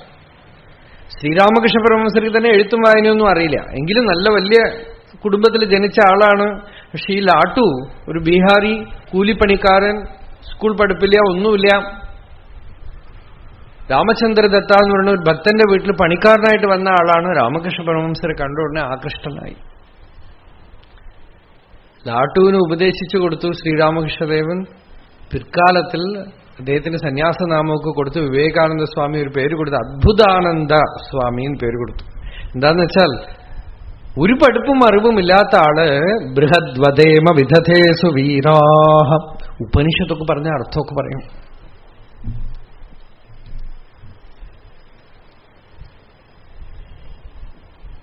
നേരെ മറിച്ച് നമ്മളിപ്പോ സാക്ഷര കേരളത്തില് പ്രാകൃത മനുഷ്യരെയൊക്കെ പിടിച്ച് സ്കൂൾ പഠിപ്പിച്ച് കോളേജ് പഠിപ്പിച്ചൊക്കെ ചെയ്ത് നമ്മൾ നല്ലവരാക്കുകയാണെന്ന് വിചാരിക്കുകയാണ്.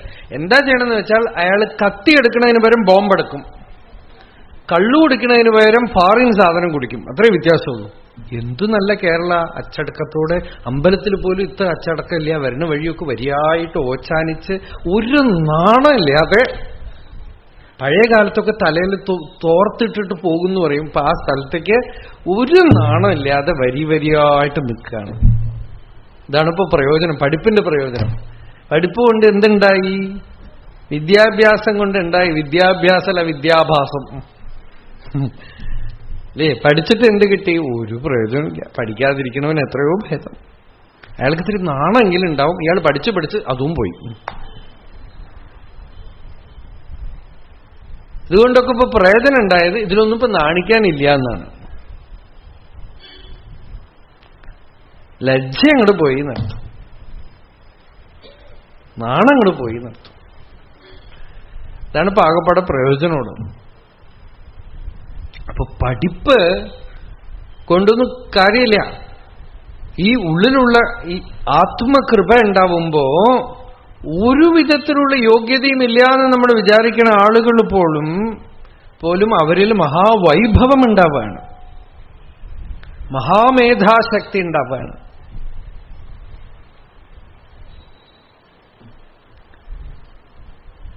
പഠിക്കാതെ വരുന്ന പഠിപ്പിന് അതിന്റെ വൈഭവം, അതിന്റെ മഹിമ ഒന്ന് അറിയണം. അതിനെ പഠിപ്പിക്കാൻ വല്ല വഴിയുണ്ടോ നോക്കിയിട്ട് കാര്യം. അതിന് ഭക്തി തന്നെ വേണം, ഈശ്വര അനുഗ്രഹം തന്നെ വേണം. പ്രകൃതിയുമായിട്ട് ഇണങ്ങിച്ചേർന്നൊക്കെ ജീവിക്കാൻ പഠിക്കണം. എവിടെ പ്രകൃതിയില്ലേ? നമുക്കൊക്കെ വികൃതിയേ ഉള്ളൂ, പ്രകൃതി ഒന്നുമില്ല. ദദാമി ബുദ്ധിയോഗം തം, എല്ലാത്തിലും ഈശ്വര സാന്നിധ്യം കാണുന്നവന്, ഭക്തി ചെയ്യുന്നവന്, ഭക്തന് ഞാൻ ബുദ്ധിയോഗം കൊടുക്കും. അവന്റെ ബുദ്ധി ഒരു വിഭൂതിയായിട്ട് തീരുന്ന, ജ്ഞാനിയുടെ ബുദ്ധിയും ഒരു വിഭൂതിയാണ്. അതിന് അതിരുവരമ്പുകളൊന്നുമില്ല. അതിന് എന്തും അറിയാനുള്ള ശക്തിയുണ്ടത്. സർവജ്ഞത്വം നിരതിശയം തത്ര സർവജ്ഞത്വ ബീജം. അവിടെ സർവജ്ഞത്വത്തിന്റെ potentially omniscience is there. If necessary, it will manifest. ഈശ്വരത്വമുണ്ട്, വേണമെങ്കിൽ പ്രകാശിക്കുന്നതാണ്. വേണമെങ്കിൽ എന്നുവെച്ചാൽ നമ്മളുടെ സ്വാർത്ഥത്തിന് ഉപയോഗിക്കാനൊന്നും അത് പ്രകാശിക്കില്ല എന്നർത്ഥം. ഈശ്വരത്വമുണ്ട്, ഈശ്വരന്റെ കയ്യിൽ നിയതി യന്ത്രം മാത്രമാണ് ജ്ഞാനിയുടെ ശരീരവും ബുദ്ധിയും ഒക്കെ. അത് ഈശ്വരൻ എങ്ങനെ ഉപയോഗിക്കണോ അങ്ങനെ ഉപയോഗിക്കും, അല്ലാതെ അവിടെ പോയി ഉപയോഗിക്കാനൊന്നും നമുക്ക് പറ്റില്ല. അദ്ദേഹത്തിനൊരു വ്യക്തിത്വം ഇല്ലാത്തതുകൊണ്ട് അദ്ദേഹത്തിന് ഉപയോഗിക്കാൻ പറ്റില്ല. അതുകൊണ്ടാണ് ഈ സത്യം അറിഞ്ഞ ആളുകളുണ്ടല്ലോ, അവരൊരു പ്രത്യേക കാറ്റഗറിയാണ്. അവർ വ്യക്തികളൊന്നുമല്ല, അവർ മനുഷ്യരൂപത്തിലൊക്കെ ഇരിക്കും. അതൊരു പ്രത്യേക സത്വം, അതൊരു യന്ത്രം മാത്രമാണ്. മനുഷ്യരൂപത്തിലൊക്കെ ഇരിക്കുമെന്നല്ലാതെ അവർക്ക് ബുദ്ധിയൊന്നുമില്ല, അവർക്ക് മനസ്സ് ഇന്ദ്രിയങ്ങളൊന്നുമില്ല. അവിടെ ആത്മാവേ ഉള്ളൂ. ആത്മാ തന്നെയാണ് മനസ്സ്, ആത്മാ തന്നെയാണ് ബുദ്ധി, ആത്മാ തന്നെയാണ് ഇന്ദ്രിയം, ആത്മാ തന്നെയാണ് ശരീരം. ഇതം സർവം യദയം ആത്മാ. ആ ഒരു വിഭൂതിയെ ആണ് ഭഗവാൻ ഇവിടെ പറഞ്ഞു, അവർക്ക് ഞാൻ ബുദ്ധിയോഗം കൊടുക്കും. ആ ബുദ്ധിയോഗം കൊണ്ട് അവര് പൂർണ്ണ സാക്ഷാത്കാരം നേടും. അവരുടെ ഉള്ളിലിരുന്നു കൊണ്ട് തന്നെ, ഈ ബുദ്ധിയുടെ വൈഭവം കൊണ്ട് തന്നെ, കൃപ കൊണ്ട് തന്നെ ഞാൻ അജ്ഞാനത്തിന് നിവാരണം ചെയ്ത് ജ്ഞാനദീപേന ഭാസ്വത. അടുത്ത ശ്ലോകം കൂടെ നോക്കാം. തേഷാമേവാനുകമ്പാർത്ഥം അഹമജ്ഞാനജം തമഃ നാശയാമ്യാത്മഭാവസ്ഥോ ജ്ഞാനദീപേന ഭാസ്വത.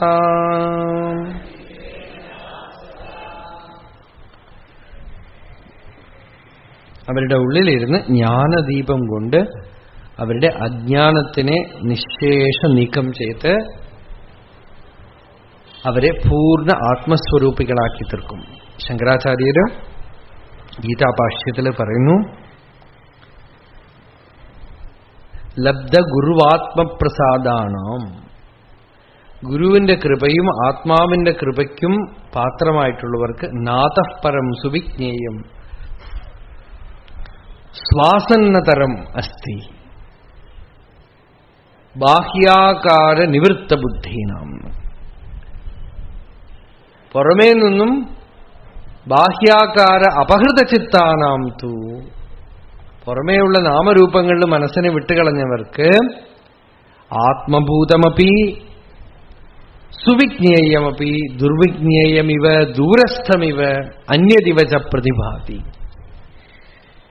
എല്ലാവർക്കും ആത്മാവായിട്ട് സ്വന്തം സിദ്ധമായിട്ടിരുന്നിട്ട് പോലും ദൂരത്തിലുള്ള പോലെയും കിട്ടാത്തതുപോലെയും വളരെ വിഷമിച്ച് നേടിയെടുക്കേണ്ടതുപോലെയൊക്കെ തോന്നുന്നു. നേരെമറിച്ച് ഗുരുകൃപയ്ക്കും ഈശ്വരകൃപയ്ക്കും പാത്രമായവർക്ക് ഇത്ര അടുത്തുള്ളതും ഇത്ര ലളിതമായിട്ടുള്ളതും ഇത്ര സുലഭമായിട്ടുള്ളതും വേറെ ഒന്നുമില്ല എന്ന് തോന്നുന്നു. ഇവിടെ അതാണ് ഭഗവാൻ പറഞ്ഞത്, കൃപയ്ക്ക് പാത്രമായവർക്ക്. ഈ 2-3 ശ്ലോകങ്ങള് ഭഗവത് കൃപയുടെ വൈഭവത്തിനെ പറയണതാണ്. ആ കൃപയുണ്ടെങ്കിൽ എന്തും എളുപ്പമാണ്. ഭഗവത് കൃപയുണ്ടെങ്കിൽ ഇങ്ങനെ സാധിക്കും. ഞാൻ തന്നെ ചെയ്തു കൊടുക്കും, അവർക്കുള്ളിലിരുന്ന് നിവാരണം ചെയ്ത് ആത്മാനുഭവത്തിനെ കൊടുക്കും എന്ന് പറയണം. തുടർന്നുള്ള കുറെ ശ്ലോകങ്ങള്, ഇനിയുള്ള ശ്ലോകങ്ങളൊക്കെ ഈ വിഭൂതിയെ പറയണതാണ്. ഇന്ന രൂപത്തിൽ ഞാനിരിക്കണു, അതുകൊണ്ട് അതൊക്കെ വേഗം പോവാൻ കഴിയും. അപ്പൊ ഈ 2 ശ്ലോകങ്ങൾ തന്നെ ഇനി കുറച്ചുകൂടെ ഒന്ന് നോക്കിയിട്ട് വേണം ബാക്കിയുള്ള ശ്ലോകങ്ങൾ എളുപ്പത്തിൽ പറഞ്ഞു പോകാനുള്ളതേ ഉള്ളൂ.